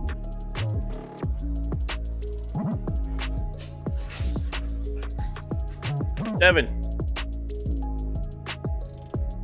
Silly name, Psyduck. What is it? Psyduck. No, what's your actual name? They can call you whatever they want. Oh, okay. I didn't think of the last name, so Just give me the first name. It's I fine. will Kyle. not. Yeah, I don't need the last name. For the audience. Patty! If you're not wearing flip flops and drinking Red Bull, you're not an actual Kyle. That is true. Well, that just set that character terribly. Patty! Baptiste Fontaine. Fontaine have an E? No, spelled like fountain. the accents. Nope. It's the Cajun spelling.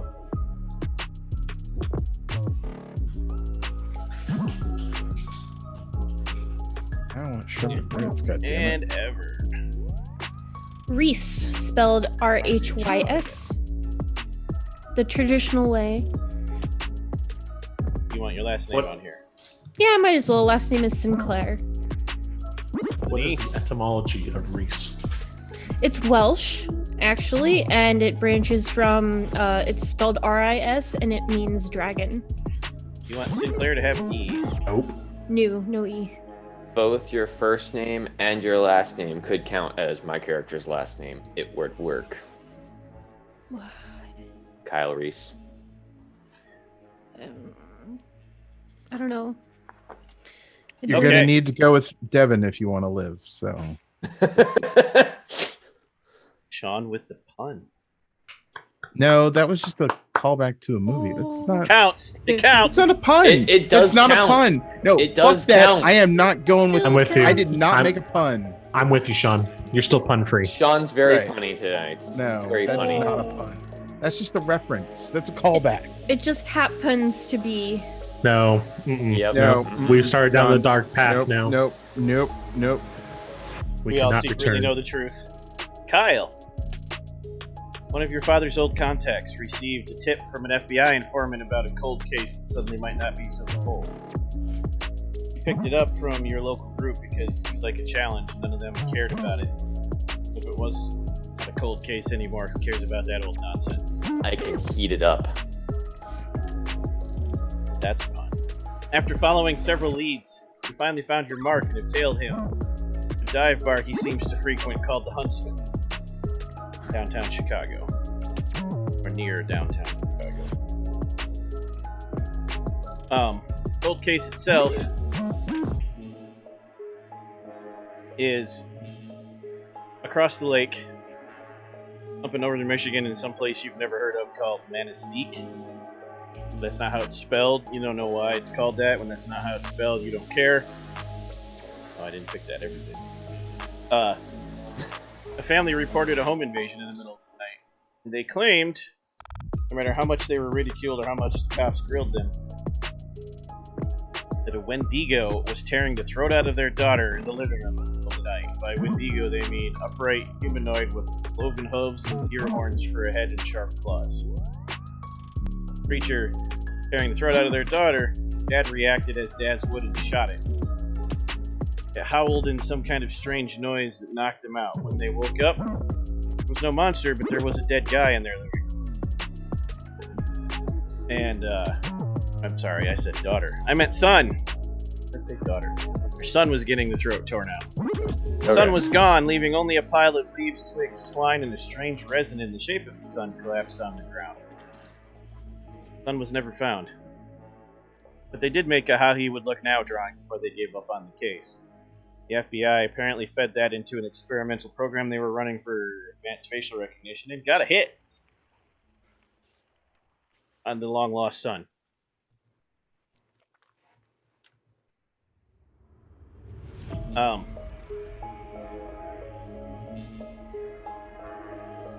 When the story begins, you know that he is in the bar on this night. And so you're going to show up and do whatever you do. Confront him, talk to him, it's up to you. But you're going into the bar this time. Okay. Are we as a group, or is this just me solo? This is just you. Okay. Baptiste. Wait. Cold case. Delivered to your conspiracy. Suddenly isn't as cold as it once was. A case of double resurrection. Obviously it made its way to your conspiracy. And they sent you to deal with it because you were free. That's it, no other special reason. You're next in line for a job. So, but your assistant in charge took a month off and headed to Chicago, wearing the whole way because it's really fucking cold here. Original case that you were dealing with was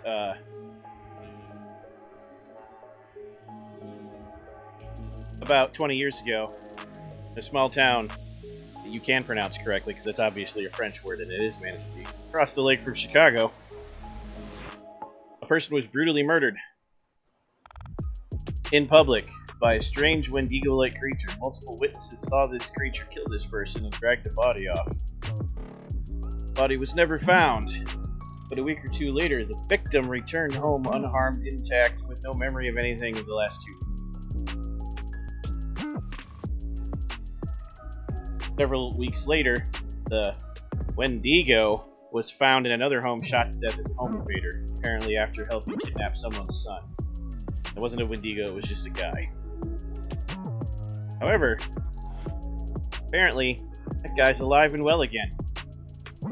Has been seen wandering around downtown Chicago. You showed up, got your hotel room, did your due diligence, and managed to track the guy to the same bar.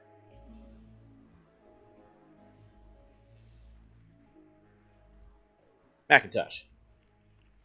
You were called into a meeting at the local 763, given a new case. It was given to you because a founding member of the Union put down this monster years ago. That member has since passed away. The monster's back, so they put their most senior guy on it. Can't let. The thought around town is you didn't actually put it down.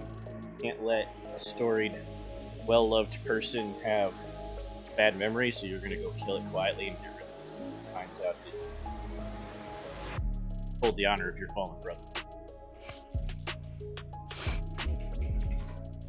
In your case, it is again a strange Wendigo-like creature that somehow turns into a man when it's killed.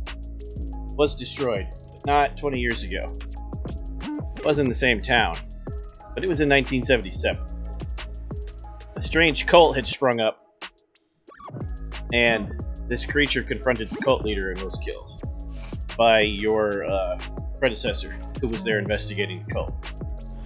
Now it's back and alive again, the human form of it. You have also tracked it to this bar. So when the Wendigo dies, It's just a dude. it's just a dude. And you're pretty sure, all of you would be pretty sure from the limited information you have, this is wild supposition of course, that it has some kind of illusion power, it can make itself look different, it's not an actual shapeshifter. So it's just a dude. Because you've all heard of werewolves. This isn't a werewolf. There's no such thing as weredeer. That's dumb. No, actually, that sounds kind of cool. Got the antlers and stuff. You're assuming it's some kind of projection to terrify the victims. Who dies, it's just a dude. And he's one of those will workers or a witch, who knows, demon worshiper. You won't know, so you deal with it. All you know is this is the dive bar where you know it's been hanging out. Okay. Reese, you're here because this is where you go to drink all the time when you need to hang out. This particular dive bar. Nice. This particular dive bar, which is called the Huntsman, is neutral ground. It's a known place for the strange and bizarre of the city to show up. Still have to hide in their human forms, but no one asks any question, and nobody fights in here. There's no conflict between supernaturals. You three hunters would know this as well, having case of it. Even your kind can come in here and drink. If you break the rules, it's probably going to be real bad for your health. However, Reese is already in there, pounding down the hard cider, apparently. The rest of you were casing the outside of the joint when you all made your perception checks and noticed each other casing the joint. How you handle that's up to each of you.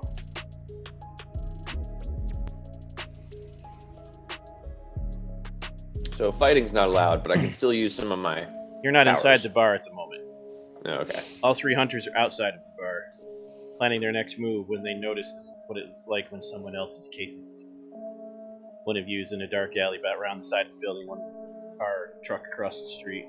The other one of you is across the different street at a different place that has outdoor seating, enjoying a drink or a coffee on the patio.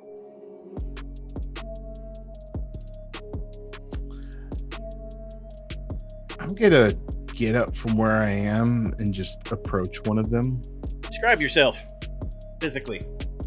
Just kind of a like bulking hulk of a dude. Like, you know, fit and everything, but just like he just really big dude. Really lots of stamina. But he's got like a beard. He's kind of balding. Actually, no, he's got a shaved. He's doing the shaved head and bald, or shaved head and beard look. So, Off.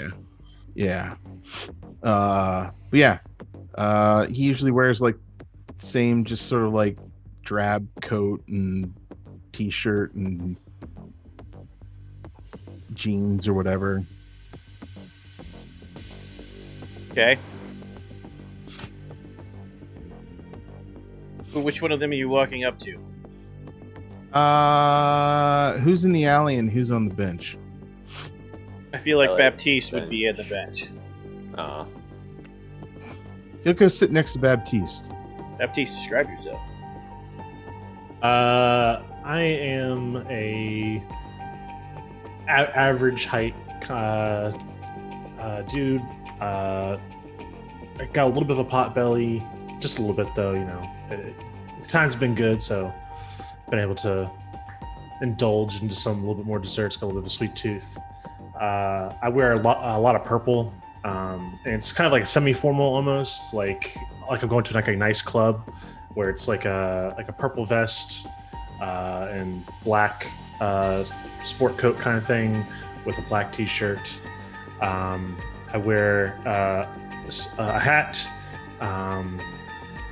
clean shaven, and I have a lot of jewelry on. I got like a beaded bracelet, a really large brooch. That's kind of it's gold with like a lot of like jade inlaid in it, and it has kind of some like bone. It almost kind of looks like a chicken skull almost, but not like creepy, kind of like macabre. It's like it's more decorative. Looks kind of cool. And I have a walking stick as well. And I'm currently I'm playing with a deck of cards right now as Macintosh approaches. Describe yourself also, Kyle, because they've seen you. I've seen them. I'm standing in the alley wearing comfy jeans, comfy shoes, and a shirt that's got Cthulhu on it. Just regular t-shirt. It's got Cthulhu on it that says, pick the greatest of all evils 2020. Except it's got a nice little knife in the actual Cthulhu. And just a skinny stick of a white guy that is just awkwardly standing in the hall or standing in the alley, and just shortcut brown hair and 5 o'clock shadow permanently attached. How old are you? 28. Fontaine? 30. Macintosh. Probably late 40s. You look late 40s, or do you look like Bruce Willis late 40s? Bruce Willis, late 40s. Okay. Nice. 60s. Got it, old Right. man. Macintosh Seen plops some down shit. next to you at your table. Begin. You seen the guy in the alley? You with him? That couillon? Nah, that boy by himself. Oh, you're not from around here, are you? No, I'm from Nolans. Couldn't guess that one. You looking into this Wendigo business too? Yeah, I had some dirty business. Looks like do some foul play, some spirits, stirring up the juju. Yeah. How long we gotta let him sit in the alley? He just starts walking up to you guys, and he's like, I don't need to spend any time in that alley, and you guys are giving me a headache. Talking about things underneath your head. Sorry, I shouldn't be listening to your thoughts right now. Shouldn't do that. It hurts too much. Hi, I'm like you guys. Kind of. This boy Casade. What? You Casade. Slow blinks all around. You drunk boy. No. I'm reading your minds, and it hurts. Every time I do this, it always hurts. Yet I always do it. So stop Random that. dude walks up to you and says he can read your mind. You guys were talking about Wendigos. Not in our heads, to each other. Yeah, you said it in your head too. We need to talk about consent. I'm gonna need you to stop doing that. Yeah. You're gonna like it later. No, probably not. No, sir. Well, you'll be able to hear me too. Well, no, maybe you guys won't. Anyway, that Yeah. Wendigo. Yeah, that thing. Is that what I'm looking at? Because I just know that this kid came back from being missing for like 20 plus years. Yeah, that boy didn't got resurrected. That makes sense. Okay. Was I'm my not doing it description anymore. a boy, Tyler, or was it was a man, right? Baptiste and Macintosh, you were surely here because the Wendigo resurrected itself. Kyle, you're here because a victim of the Wendigo that disappeared into the night. You found a match on a picture that's what would they look like now. And I'm here looking at a person who disappeared and because of Is a not a Wendigo, child anymore. yeah, When that person disappeared, they would have been 8 or 9, 10. I'm looking into a guy. He's supposed to be dead back in '77. If he's still around, that's here to put him down. Yeah, that's my target too. Except yours didn't die in 77, Baptiste. It would have been early to mid 90s. Oh, I didn't realize there's a time difference. Also, you both have pictures of the Wendigo in his man form. If you were to compare them between Baptiste and Macintosh, they look exactly the same, even though they're 20 years apart. Huh. I showed them my picture of the Which is someone else Advan- entirely. yeah. Just some Like- dude. Yeah, no, not for the same reason. Sorry, guys. No, that ain't Actually, my dude. if you're looking at their picture, Kyle, it looks like the person that was shot in the home invasion, but not the person who appeared was kidnapped. Okay. Your police report would say multiple suspects assumed. One shot and killed, others escaped with the child. Okay. One that was shot and killed, the one they're looking at, which would have been weeks apart from Baptiste's in the same town. Hey, guys, I know that picture. Yeah. That guy's dead. Yeah, he's supposed to be dead. That's the problem. That's the point. I'm here to put him back in the grave, if that's what it is. Okay. So you'll kill him instead of this headache killing me. Got it. Yeah.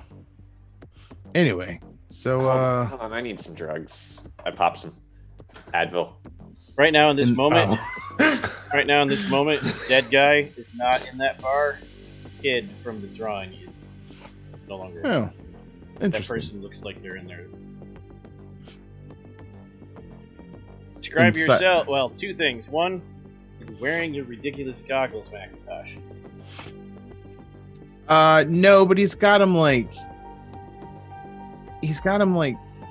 They look like welding goggles. Like he's got that. Yeah, that's about it. So he would wear them like on his forehead, maybe, or just around his neck. Okay. So he'd keep them close. So in that case, describe yourself, Reese, physically what you look like having a good time in the bar. Human you. So, human Reese is kind of average looking as far as a guy goes. About 6 foot, 160 pounds. Blue eyes, very light blonde hair, and in some instances it looks almost like it's white, but that's probably just a trick of the lighting. Very, very pale, like not like super pasty white person, like almost like a tinge of blue, where they look like they've might be running out of oxygen.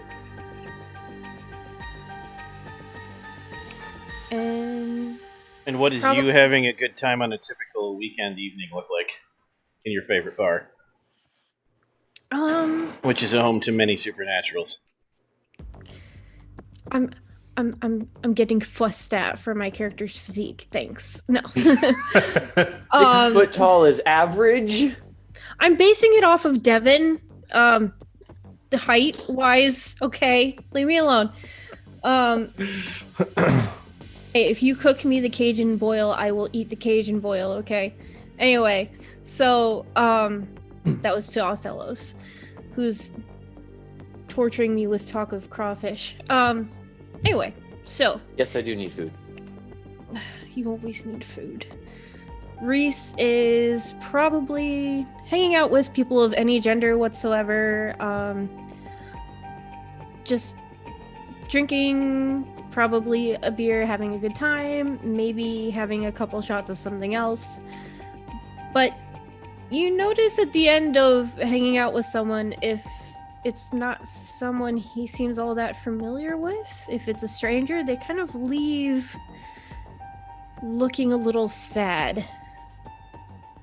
Maybe shedding a tear or two. It's kind of weird. Also, the three of you have heard rumors that this place is a safe place for not human to hang out. They all look human to you. Nobody in here looks like a monster.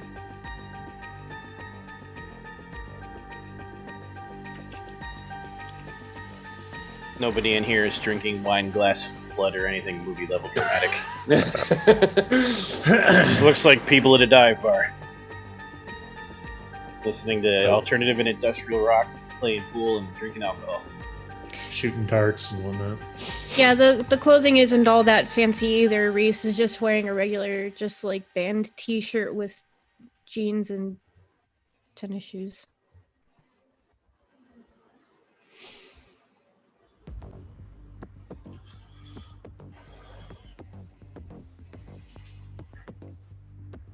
The three hunters awkwardly look at each other. I'm going in for a drink, guys, because I need something for this headache. Advil doesn't cut it much anymore. That the first thing, don't say that. Make me happy. Let's go. Yeah, I could use a drink. I think I need to use my telepathy to just understand you. I don't know what you're talking about. I'll speak Because- plain, boy. I'm not sure which is worse. Trying to hear you and understand you, or the headache from listening to in your head. Again, we need to talk about consent. I go into the bar to get a drink. I can start singing Cajun and you won't even know what's happening then. You wander into the dive bar. Nobody looks at any of you twice. No one seems to care that you're here. The place is pretty crowded. It's Saturday night. They serve food here? Just appetizers and snacks. No full course meals. Damn. But you can get Look like... that there's loaded fries. Yeah, you could Oh. form a meal. You could get loaded fries and fried mushrooms or something and make a meal out of it. Yeah, I order all of that because, yes. It's as gloriously greasy as you're assuming. And in honor of Steve, fried pickles with mayo dipping sauce, a spicy mayo dipping Nope, sauce. you're out. Get out the Zoom. Leave. It- You're done. it- Nope, out. Do they have like fried crawfish as an appetizer? No, this is Chicago. Okay. Even they had crawfish, you don't want to eat it. It ain't good. Yeah, just We out here in the middle Right. of nowhere, boy. fried snot. No, I was going to get it and give it to you. Like here. Do we Well, see it the ain't- kid? Yeah, he's off in the corner at a pool table with a bunch of guys. I put Some on my hot- and some goggles. hot Do I chicks. see anything weird? So, you put on your goggles in the supernatural bar. Here we go. Okay. What you doing? Why you putting on them Willen goggles? It's bright in here. Now that you Yes, I mention need you it, to Get say- my brain get is some sunglasses. I need you to say it's bright in here, and then say Prescription. sweet Jesus and gag a little. Sweet. Oh. Jesus. Wow. Sweet Satan's balls. Okay. So, please roll resolve plus composure. Already. Okay. First roll of the game. Woo!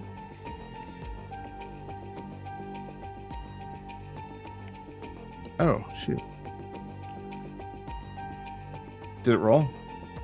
Yes. It says. Where's my roller? I see one success from Macintosh McGuire. Yeah. Come through for me. I see Sean 10 again. 8. Yeah. 1 successes. One success out of 6 dice. Yikes.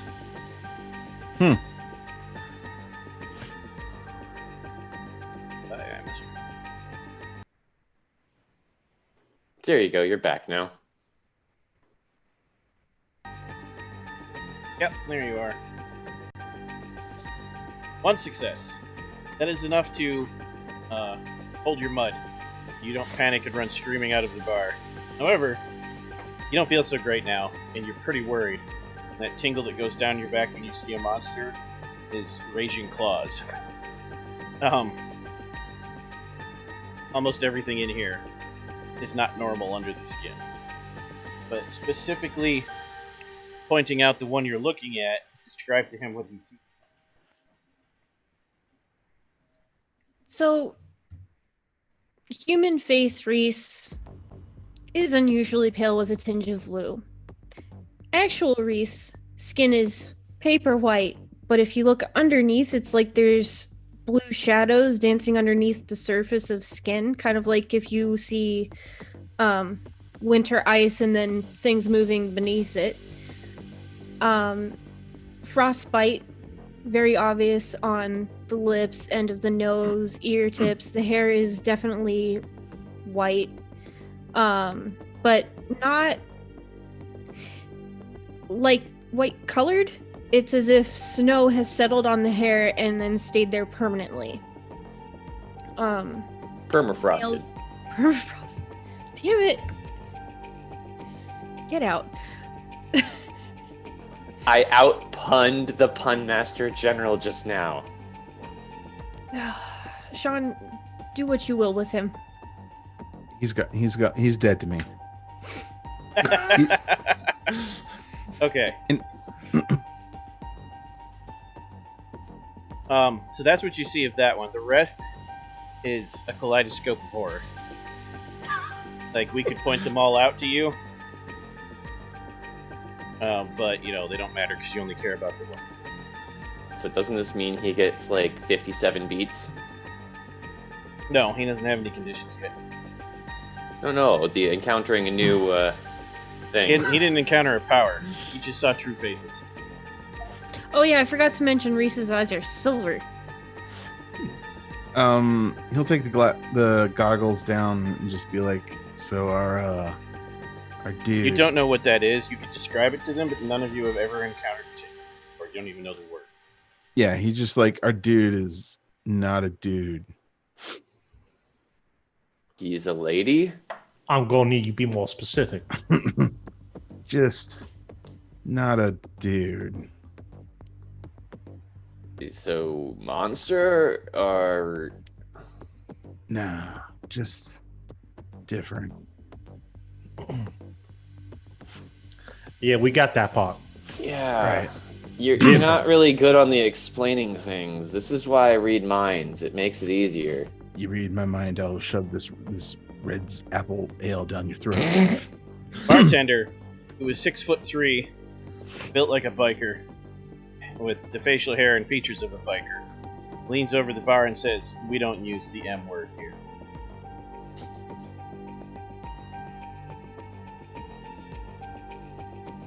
So, man? He glares at you. His thoughts scream into your brain. I'm going to pound this little puny thing into mush if it keeps racial slurs like monster. Wait, did I use that word out loud? Not in my head? Sorry, man. Headaches. You got anything for headaches? Migraines? Never mind. Yeah. I got my apothecary with me. No worries. The bartender's with us. I'm gonna ask him to send a cider down to the kid. Reese? Yeah. Alright, but be careful. That kid'll ruin your night, man. What do you mean? Wait. Come back. What? He comes back. What? What do you mean ruin your night? Fucking saddest stories you've ever heard, man. Like fucking lost puppy dog ramped up to 50. I'll get that Right. cider going if you want to. Hey, why don't you read her, Ryan? You can stop reading ours for a little bit. All right, yeah, let me just get that going. Specifically them. Come on, don't fuck this up.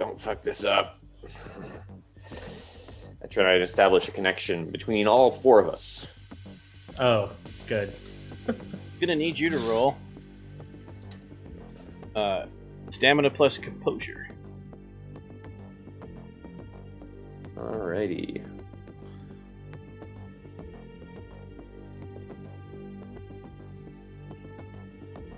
One success, because it exploded and didn't get an 8. Yeah.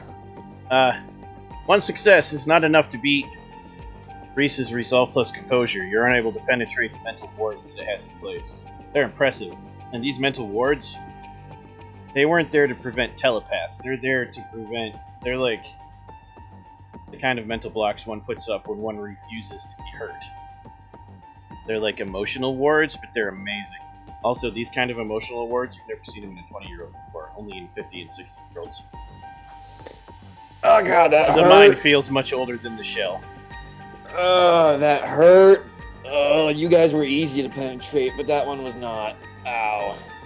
Reese, Phrasing. Definite phrasing. What? I'm sorry. I wow. I'm not good with words. It hurt. My head hurts. Sorry. Reese, roll composure plus wits. Ooh.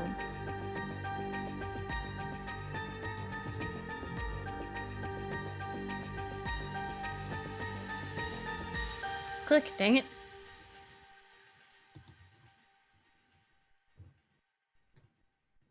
Oh. Where's the roll dice button? You can hit the number on your keyboard. It doesn't click. It'll still click. If you're clicked into that window, it'll work. What number? 2. Oh, okay. 1 success. You That's- feel like someone was poking at your mind, but you don't know who or where from. About a minute later, the bartender walks up with a hard cider. Hands it to you. From that table, the dude in purple robes, an old guy with goggles on, hit a rub in his head. Hey, now. I feel generalized. Reese is in fact generalizing you until Reese decides to take a deeper look. The bartender's already like, nope, don't ask me, nope, don't want to know, nope. Goes back to the bar. Probably someone else who wants to do something with changelings. They're not vampires, are they? They're not real pale, except the kid holding his head. That one looks like he needs some sun. Hard to tell what a vampire is after. And sometimes they can even fake skin tone. Well, I'm not leaving an opened drink around them, that's for sure. You do know with your limited contact with vampires, because, backstory, in Chicago there is a truce between the changeling community and the vampire prince. That typically when they do want your attention, they wander up and flirt with you. Very social. Try to use their weird powers on you. They don't send you beers from across the bar. Okay, so I'm assuming they want to force him, and I guess maybe I don't know. The old guy's pretty handsome. He's got some muscles. But he's probably old enough to be your dad. I'm gonna go find out what they want. Cautiously.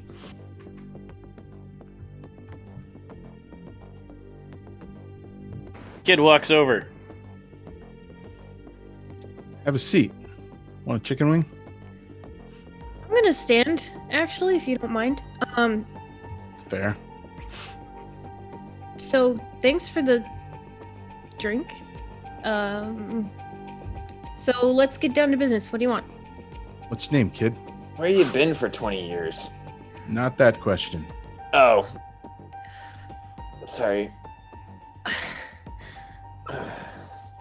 Are you, in specific, Reese is pointing to the one with the headaches. Are you a stalker? No. You family missing Wendigo. I'm pretty sure I don't know what you're talking about. Wait, it just... Hey, you guys were talking about it outside, and my head hurts. Right. You Anyway. should probably get this guy to a hospital. Just saying. Like, I don't know what you three have going on here. No judging. No Right. judging. But, your Right. youngest one... Your son? I'm not related to that old bastard. I mean, Really? You're Your already the old bastard? stepson You just met me. needs to go to Anyway, the hospital, I'm probably. blunt. what's your name, kid? Why do you want to know? Just want to know. Um, what's your name? Macintosh. Apples. Got it. Right. I'm Reese. All right, Reese. Cool. Why don't you have a seat? I think I will stick with standing. All right, fair enough. Gumbo, what you got? His name is Gumbo. No. That not my name. My name is Baptiste. And oh. What? I got nothing. Cat got your tongue? I just pull out the police report from way back, and I'm like, yeah, you are him. See? We're here because of...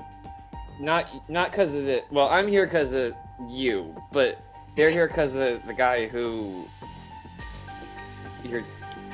Best hunters ever. He didn't get killed, but I mean, he did die. I'm going to promise you right now, he's not a stalker, but really just leaning hard into that element. I'm going to take that paper and read it. Yes, and before I start reading, I'm going to say, it's going to take a lot to convince me that this guy is not a stalker. I mean, in this instance, I'm going to say no. I haven't ruled it out personally. It's a police report. Your parents' house. And your dad murdering someone who was trying to kidnap you, and that you were kidnapped 6 years after you were actually kidnapped.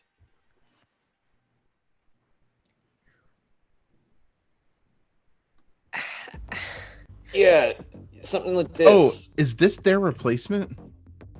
You don't even know what that is. Out of character, is this that replacement? That would be the thing made of leaves, twine, and resin, yes. Okay. This report's wrong. It's Okay. definitely wrong. This kid went missing at 5. Okay, so I don't know. I'm only here because it. Yeah, cold The case. report says the kid went missing at 10. Yeah, it's. I only know what it tells me. I wasn't alive then. Well, yeah, I was, but I was little. Who are you, kid? Let's just say... It's also your parents' house in your name. Yes, Reese is not yet giving that up. Super paranoid. Let's just say, if I was around, this kid and I, we'd be the same age. 27 now, and 5 went missing. This report's wrong. Okay, well, cops get it wrong all the time. I mean, Tell me about it. they're dumb sometimes. Sometimes they're really, really cool, but sometimes they're really stupid. Especially if you listen to the back of their minds. What? Anyway, But, so what? I don't... here's the thing, Reese. We're investigators. We're investigating a missing persons How case. do you know I'm an investigator? I need you to shut up for 2 seconds. This boy a cool young. Baptiste just over there eating fries. I don't know what you're talking about, man. I still don't. If I can't read your mind, I can't understand you. Anyway, we're investigators, and somebody who looks like you was supposedly killed, and then you show up. So we came looking and asking questions, and we're let's just say we're looking into the murder of this person.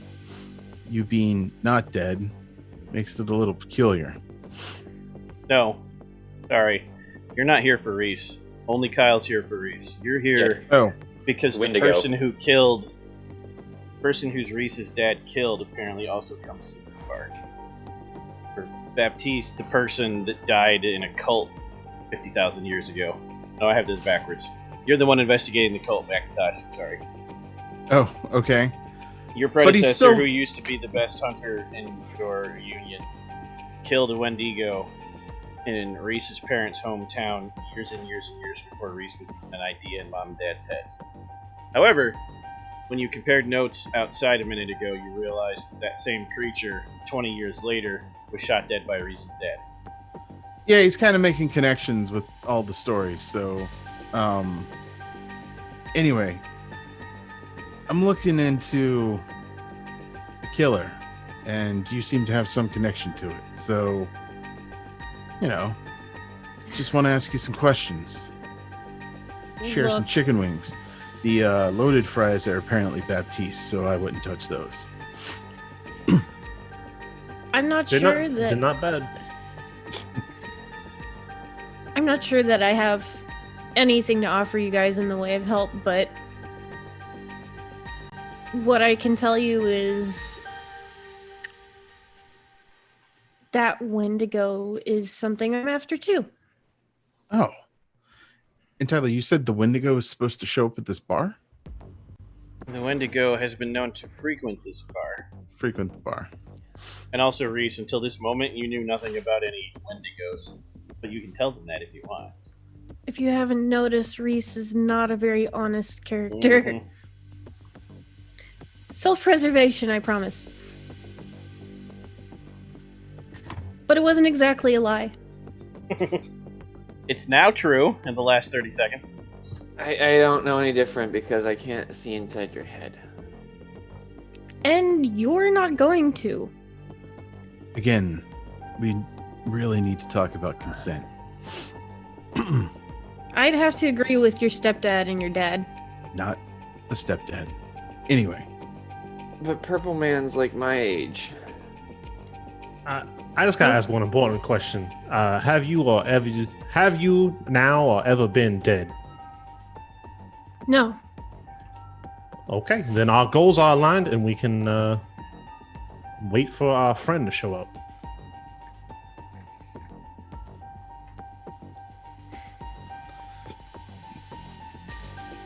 Do you You wanna- gentlemen have any other questions for me, or no, just the same one as before. You want to have a seat, eat some chicken wings, hang out, see what happens? I think I'll stick with standing. Also, I don't. I'm take not food into from- the see what happens with dudes. Sorry. Not where I was going with that. What is wrong with you? Jesus. Well, you tell me not to read your mind, so I'm not sure. I don't know. People don't say what they mean all the time. I do. Anyway, I always say what I mean. That I can tell you is a lie because that people lie. That's part of what gives me a headache. Other part's just the fact that it gives me a headache. I'm not like most people. The evening passes. The conversation gets slightly less awkward. Not much. Baptiste disappears to the bathroom for 20 minutes. 3 hours of time pass. The guy never shows up. It's like 1 in the morning now. They doing last call? Kind of No, thing? it'll be another hour before they do. You don't think the guy's coming. put on the goggles one more time. Like, is he invisible? Is he looking like somebody else? You wouldn't know that because you only know what his physical shell looks like. You have descriptions of antlers. There's actually a surprising amount of head horns in the bar right now with the goggles on. Any distinctive pair of antlers? Not really. Okay. Nothing dramatic. Are you guys up for asking the bartender? Yeah, I was just about to say I'll take the picture up to the bartender and ask him if he knows who this guy is. That would be a social maneuver contest. Oh. Bartender going to start with 4 doors for his resolve and composure because he has a neutral attitude of you. No bonus, no penalty. So you walk up to the bar. He looks at you warily. Because you're hanging out with that kid who makes everyone sad. Yay, you're not talking about me this time. Sure. I don't know. I can't read your mind. You're too far away. Oh, did I not take the thing that makes me personable or whatever it was? What was that? What? Remember we were talking about there was a trait Alright. or whatever. I don't remember now. You Beloved have, stranger, I think. No, that's not the right one. You have danger sense, direction sense, indomitable professional training, hardy, lucky charm, relentless marksmanship, cheap shot, improvised weaponry. No. No. Okay. I thought I took that one. Anyway, so I just want to kind of like put the picture up in front of him or on the table with like $20. Be like, do you know who you seen this guy before? Persuasion plus presence.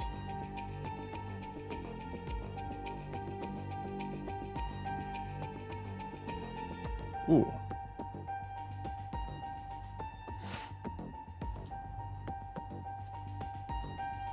One success.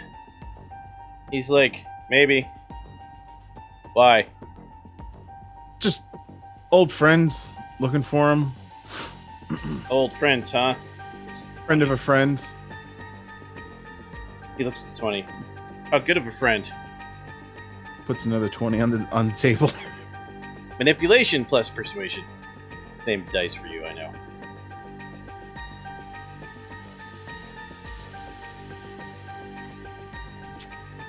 I think I rolled it. Nope, it's not. It hasn't popped up yet. There we go. Hey, oh. Boo.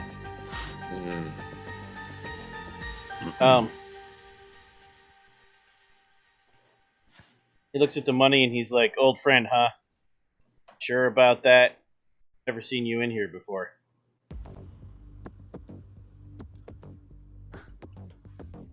What does my lucky charm do again?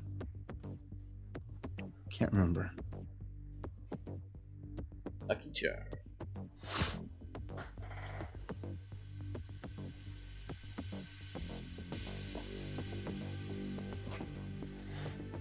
When the chips are down and all seems lost, you can play with it, and when you play with it, you can roll Resolve plus Composure. Do that first. Okay. Sort of reaches into his pocket and fingers it. What is it? Phrasing. It's just an old coin he happened to find somewhere on some mission. It's like an old Okay. Spanish doubloon or something like that. Okay. No positive or negative effect, no lost use. Okay. You're like, huh, not having any luck with this. Can't hurt to try one more time. Persuasion plus. So he's gonna lay 100 on the table and see what he 100, can you get. say? Okay. Mm-hmm. Roll persuasion plus manipulate, or I'm sorry, presence plus manipulation. No skill this time. Make sure you uncheck persuasion though. And then add 2 bonus dice. No, not there.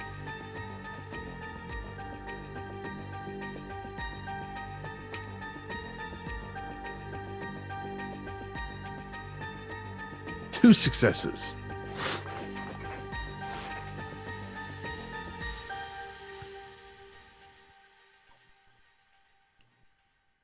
Can't hear you. He takes the money and it disappears, and he leans across the bar and looks around and says, "Yeah, he comes in here, but that guy's a little weird, and I don't want him in trouble. What guarantee do I have that you're not going to tell him I'm the one who gave you any information?" Nope. Just heard it from a little bird. One more roll. Presence plus manipulation again.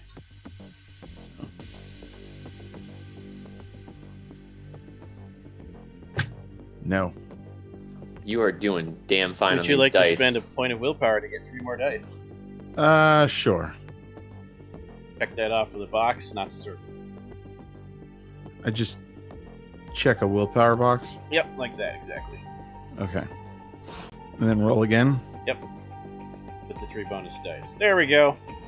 Like, yeah, so he was in here a few days back. Got into some kind of argument with one of the patrons that we don't talk about. He then skedaddled out of here quick. Dropped his wallet on the way out. Oh. The wallet. He didn't get this from me. Then he goes away. Just a little bird drops it on the sidewalk. Thanks, friend. Reese.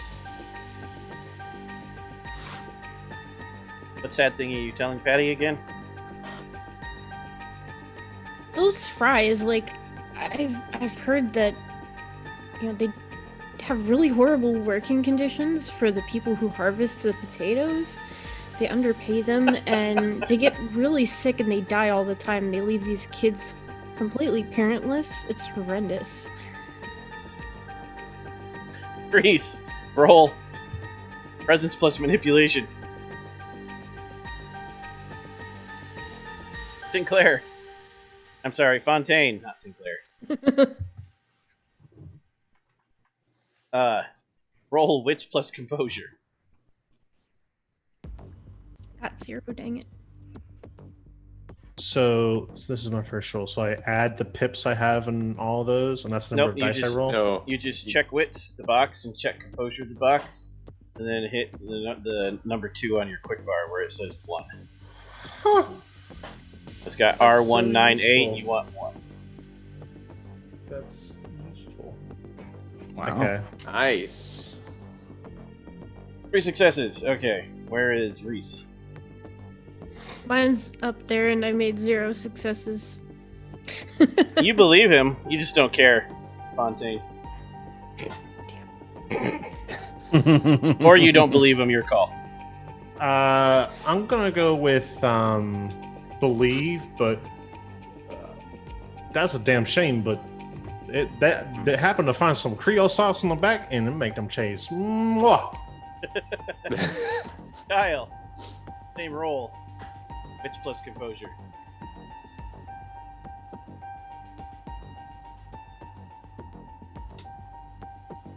Guy's a brick freaking house. Hunters have a lot of resolving composure, yes. No, don't tell me you're not going to give it to me because I haven't done anything in a minute and I have to reload.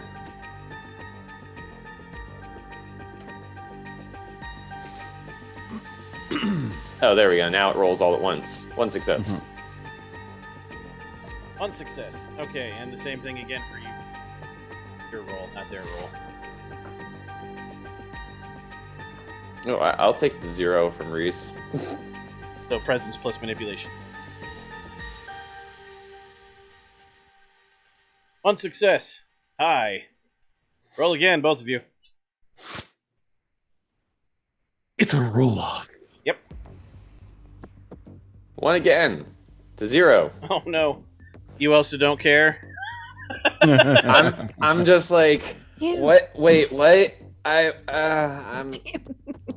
wasn't paying attention. My head hurts. You should What? get a disadvantage because his head hurts.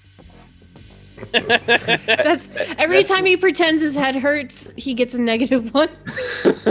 That's the advantage to not paying attention to you. What?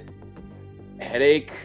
Did you say something about a headache? Because yes, I do. And then Macintosh walks back with a fresh plate of fries for Sinclair. I'm sorry, for Baptiste. All those French names, man, they sound the same. Apparently. French names, French fries. You're Well, back thank at the you, table, Macintosh, with a wallet. So Macintosh would come back to the table, and he would play it straight with them, be like, "All right, here's how it's gonna be. We're tracking this guy.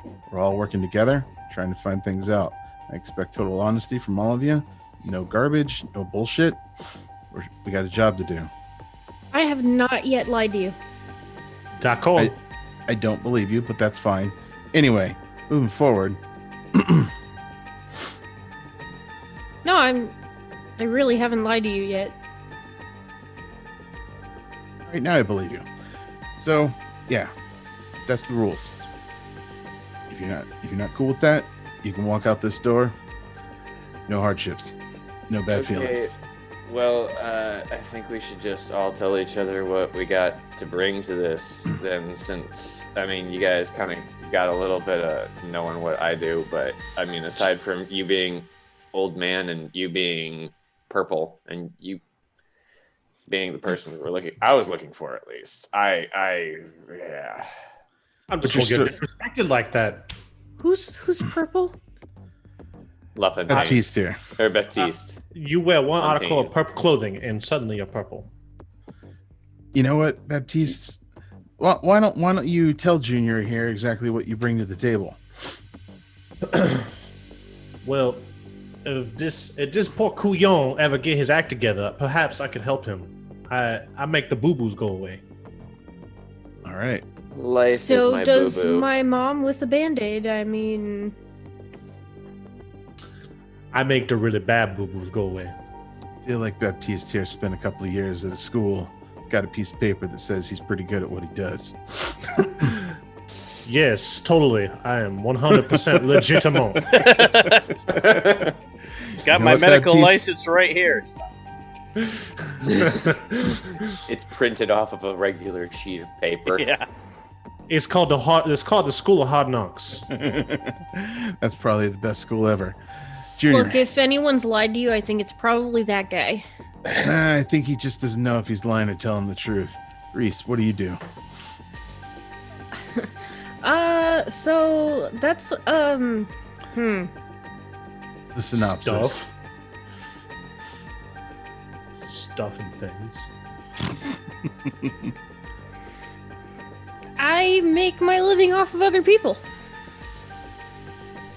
I can respect that. I feel like this. So you're a grifter? Technically, I guess. Don't be saying that word like it's a bad thing now. Technically. No. That's just what it is. Make money off of people. You're a grifter. Sure. People around me seem to get sad and they give me things. Huh. Okay.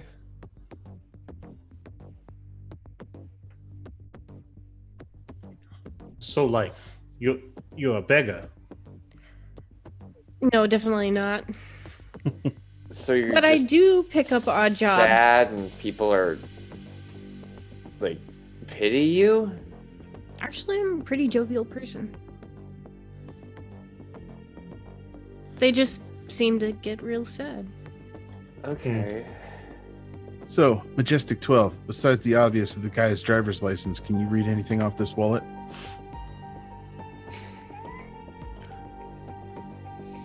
I might be able It's to. you, Kyle. You're Majestic 12. So to say, he talking to you, right, man? I think I could learn later on, but I don't really have the power to just touch Give it to me. something. Slides it over to Reese. Okay, so Reese is going to use Walls Have Ears. Costs about 1 to 3 glamour. It's instant. The changeling holds an item up to their mouth, tells it a secret from their time in Arcadia, and the object tells a secret in return.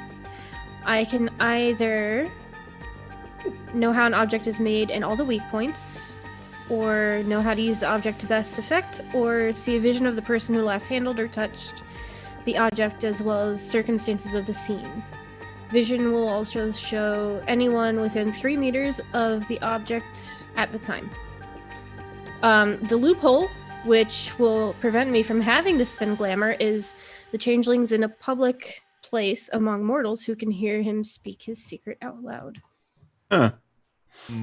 You're in a bar. Give us your bunk, the secret.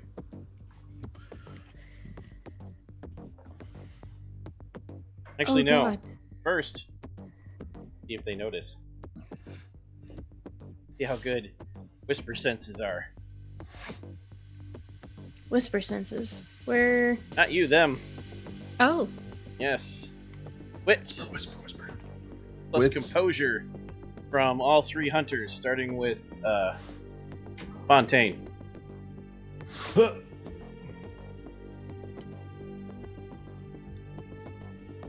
I could have swore I pressed the button.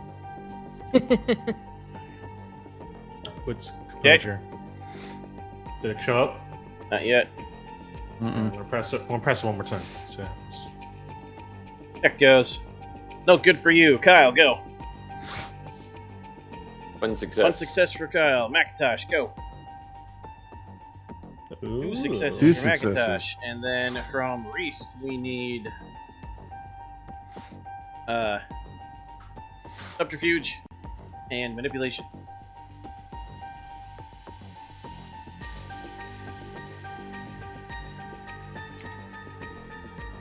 Tell it to stop rolling and like Devin. Oh, Yep. Kyle and Macintosh, you heard what Reese says, so Reese, say it out loud.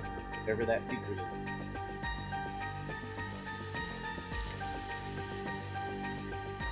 My mind went blank. It doesn't have to be a bad one. It has to be a...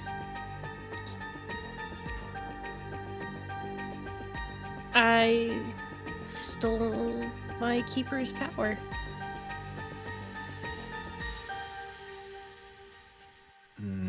Keeper. It wasn't for you. okay, cool. That's neat. You have your keeper? Like, I am my brother's keeper kind of keeper, or like... I'm also going to need Macintosh and Kyle to roll Resolve plus Composure -3. So in the bonus Okay. dice box, put -3 instead of just a number, put negative. Starting with Okay. Kyle. Okay. 2 success. What? I don't think it subtracted Damn. anything from you guys. It didn't work. No. Oh, They No, rolled it's 6 subtract- dice from it's Macintosh. subtracted from me. He got 2 10s. That's why he got... Oh, it's 10 to getting. Right. Yes. Yeah. And I had 8 dice to begin with. Neither so of you I mean, have any idea what that means, but it makes you unbearably sad. But not sad enough to feed Reese. Damn it. Yeah, Wallet that's is really also, depressing, man. the wallet is also unbearably sad. Well, it is And it sad. shows you a Poor Wallet. picture. It shows you a picture of it actually shows you a picture of what it thinks you want to see, which is the Wendigo, which to you is clearly a changeling, probably a troll. Locked in Mortal Kombat with replacement, your replacement. The puppet put in place to act and look like you. They managed to destroy the puppet, but not before it was murdered by your father. See the whole thing play out.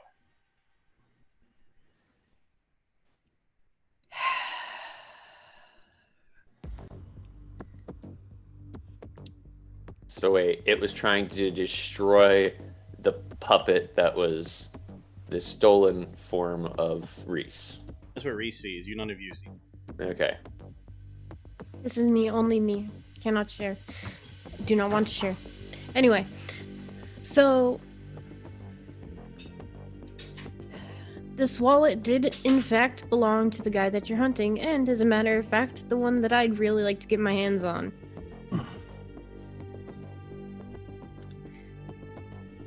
That's and it great. is connected to your cold case. Headache, man. You definitely have a reason to stay with them now, Reese. Whether or not they have a reason to stay with each other remains to be seen. These are the 3 most trusting hunters ever. I'm okay with that. I can use that. I can use that.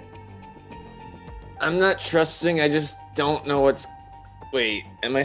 Hi, other trusting? random people that might be monsters. Are you half the same person I am? I'm too. It hurts too much to know if I'm trusting or not. The driver's license, and I imagine there's a driver's license in it. There is. It looks like the dude. It says this dude turned 16, 1963. But it looks like The picture dude? looks like the dude in 60s clothes, yeah. okay. The address, I show it to Reese. Does that mean anything to you? Same town your parents live in. Different part of the town. Yeah, I've got family there. And also, you have no idea what you're up against. Also, the wallet's full of modern cash. This guy apparently has never updated his driver's license. Ever. Are you gonna... Wait, there's modern cash, but that- he paid $100 for that wallet? Yeah, there's like some ones and a 5. Oh, okay. I'm gonna say bad bartender. Can I have that for helping you out? No, that's the tip. Just the tip.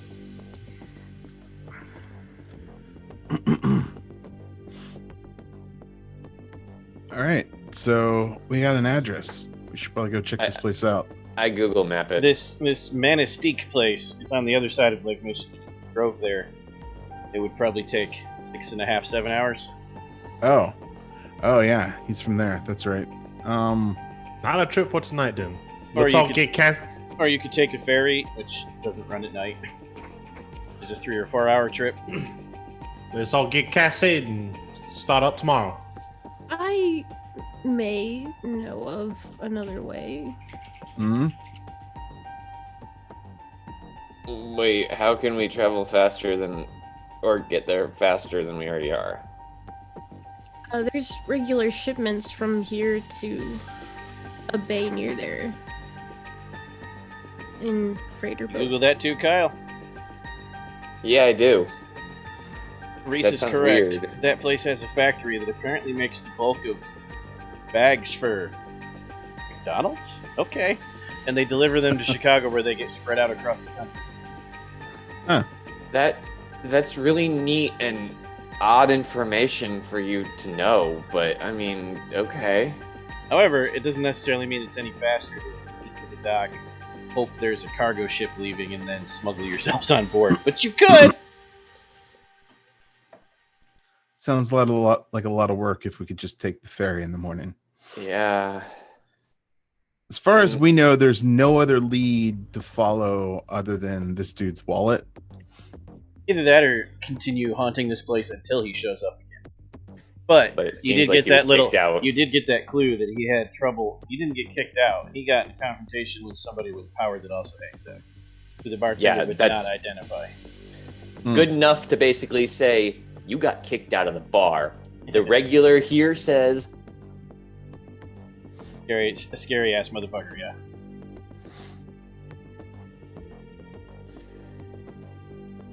By the way, do you tell anyone the true form of Reese with your goggles on? No. Or that you saw it too, Reese? No. It also means you're the only hunter in the group that isn't just being ridiculously trusting, by the way, because you were able to see that Kyle and Baptiste argued. Right.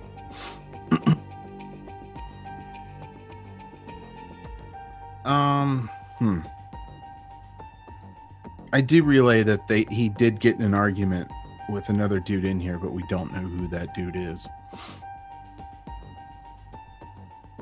So, your plan is to hop the ferry and or drive first thing in the morning, correct? Yeah, I mean, mhm. I don't know Alright. if I want to sit in a car ride with these guys for 6 hours. So maybe The the ferry you could instead. wander to a different part of the ship, yes. Plus no one has to complaining the whole time about how it hurts my head and how I'm seasick and this is double the pain entire time. Okay. Next session, you will take the ferry, the Upper Peninsula of Michigan, into the middle of nowhere into the wilderness. I'm sure everything will go well. It does Yeah. every time you go into the wilderness of Upper Michigan, right? It does. Right. So, 1 beat for completing the session.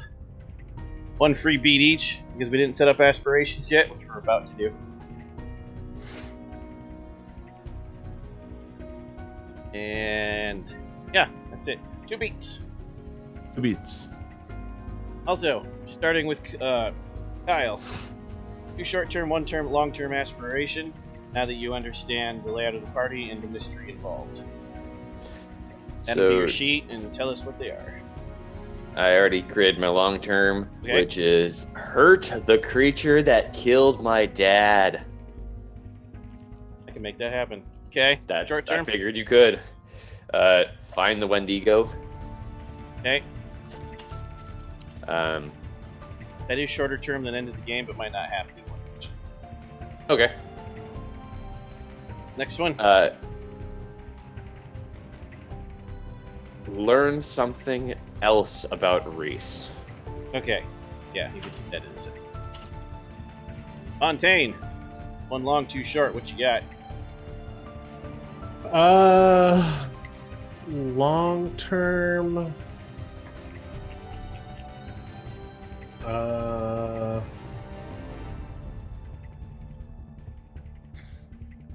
I'm gonna do that one last. Short term, Wendigo, obviously, and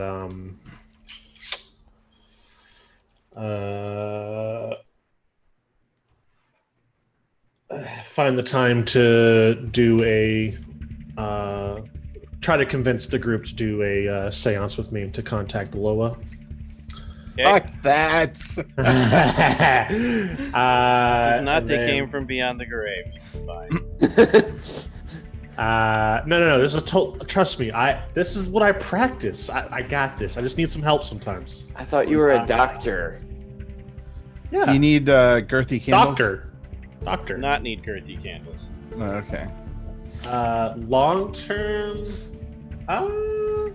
we'll say for now. I might change it, but just off the top of my head, establish a legitimate practice. Othello's votes Okay. that one of your aspirations is do a crawfish boil. Okay. You can add that as a bonus long-term aspiration. Boom. Macintosh. Too short, Yeah, we'll one have long. to get back home before I do a crawfish boil.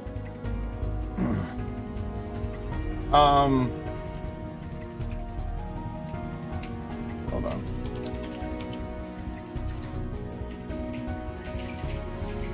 So, two shorts are get in a fight and use a different improvised weapon every round. Okay. Trust my gut instinct. Okay. And then my long term is figure out why this Wendigo is still alive. Those are all very good. Reese. So, first one, I'm gonna kind of jump on the bandwagon and say, deal with the Wendigo. Okay. Second short term, If you're making deal with the I'm Wendigo going. short term, define deal. oh no, deal as in like, figure out what's going on with it, like how is it still alive and Change why that to am I... get another clue. Okay. Next. Actually, ideally, I would like to figure out why it targeted my fetch. Okay. Make that the second one because those are not necessarily the same thing. And what's your long term? I'm typing.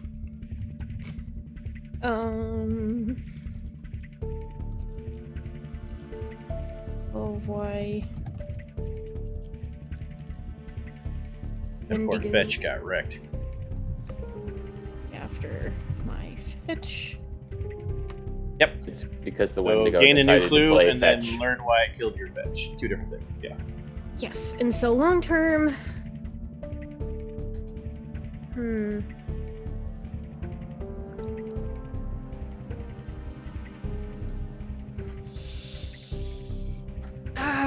Long term. Figure out a reason to trust these hunters. Okay. I have You, a that's feeling definitely long term. Yes. For you specifically. I think you really trust them. Okay. Next thing we must do is vote on favorites. For those who don't know, at the end of every session, any player can vote for any other player for any reason or anything that happened during the session. Those receiving votes can either get one experience. I'm sorry. can get 3 beats, my bad, which is basically half an experience roundup. Or 1 free willpower use without having to actually spend the willpower in any future session. So, starting with Macintosh.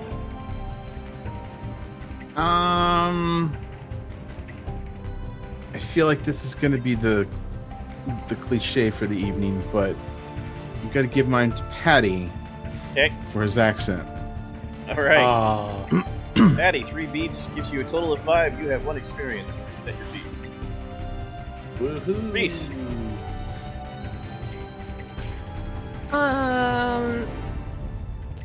I'm actually gonna go with Sean. Okay. He appealed to and Patty, you were very, very close with the perfect accent. But I like how Sean's character is almost as paranoid as mine. All right. That brings you to 1 experience, Sean. Also, Patty, having lived there for a while, the accent's pretty good. Thank Yeah. you. Thank you. Yeah, it is. Thank you. Kyle, who and why? I will give it to the only person who dressed up for game 1. Yep. My cosplay failed hard. Steve isn't here. Devin doesn't have his gear yet. That takes you to 1 experience, Reese, and last but not least, Baptiste. Why? Not just to round it out so everyone gets 1 experience, but also because, we're gonna see if we can't cure Headache Boy permanently with our voodoo Dr. Powers. Headache Boy would be his superhero name. Headache Boy, I like it. 1 I did. experience each. Yep. Nice. I purposely did not vote for you because that just irritated the crap out of me. Which I do means, want to punch his character. I know. Which means his role playing is on par because that was the Yes. point. As Yeah, someone who experiences chronic pain, that just drove me up a flippin' wall. And this is the best part. It's not just chronic pain. It's chronic pain I cause myself by using my powers. Yeah, we'll see if there's nothing I can do about that. You sleep on the couch tonight. Well, civilians, you've reached the end of this session alive and safe thanks to the Vigil. Have no fear, we will be playing Hunter every Wednesday here at 5 Pacific, or 6 Pacific, 9 Eastern. Every Wednesday, until this story reaches its epic conclusion, week of Halloween. Appropriate for a monster hunting game. Hunter Cell, tell us what you're up to after this. Where can these fine people watch you next and lurk on you? At Space Lord the PJs, we'll be running another game of Descent in Avernus tomorrow at 8 on our channel, Vorpal Tales. Yeah, I read the whole book. Should be fun. From monsters to hell. Right. I mean, seems apropos. Yes. Reese. So you can find me and haunt me on the interwebs at changeling ever, and I will be hanging out in the Avernus chat room because I like these peoples and I like these things that they do, and I like to bother them as much as I can.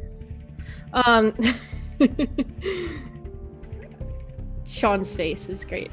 So, in between that, you'll find me playing Animal Crossing and hanging out with my awesome partner. Kyle.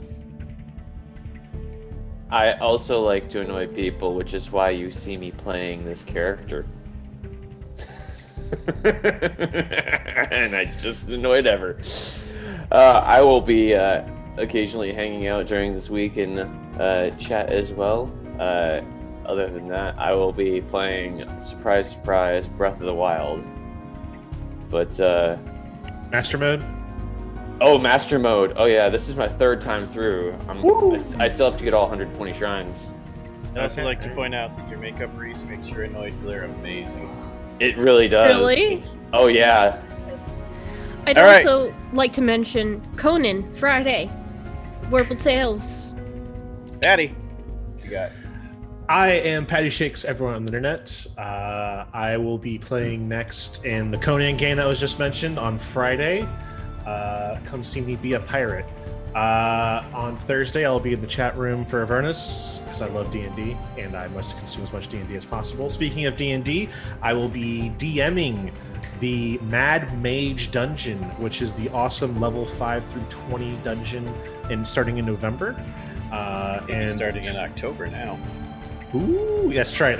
And in addition to that, to get everyone kind of hyped for that, people who are not playing in the campaign may join my stream soon. I'm going to either stream on I think I'm going to stream on my personal channel. I'm going to start doing DM sessions where I will be creating dungeon maps. I will be going over role-playing ideas, character ideas, NPC ideas, just general GMing. So if you are not a GM at all, would like to be one, if you are thinking about being one, if you just want to see some of the background of what's going to go into Mad Mage, feel free to join that. But yeah, that's me. Awesome. I myself will be running session 1 of Conan Adventures in an Age Undreamed of Friday at 9 Central, 6 Pacific Time. You can watch Vorpal Tales tread the jeweled thrones of the earth under their sandaled feet. It will be amazing. Everyone in this room except Devin will be there. Mm-hmm. Also, I'll be playing in Avernus tomorrow. And then Monday, Mage the Ascension will be running Session 7, where they finally escape the Nightmare Realm, and the Technocrats and our wayward mage have to infiltrate a chemical corporation and not get caught. I'm sure it'll go perfectly well. Yeah, that sounds pretty easy, actually. Come check all those games out at twitch.tv/VorpalTales. Remember, follow Onyx Path here on Twitch. Head over to YouTube for the archive. Follow us on Twitch and check out our YouTube archive. Like and subscribe, leave comments. Go to our website, VorpalTales.com.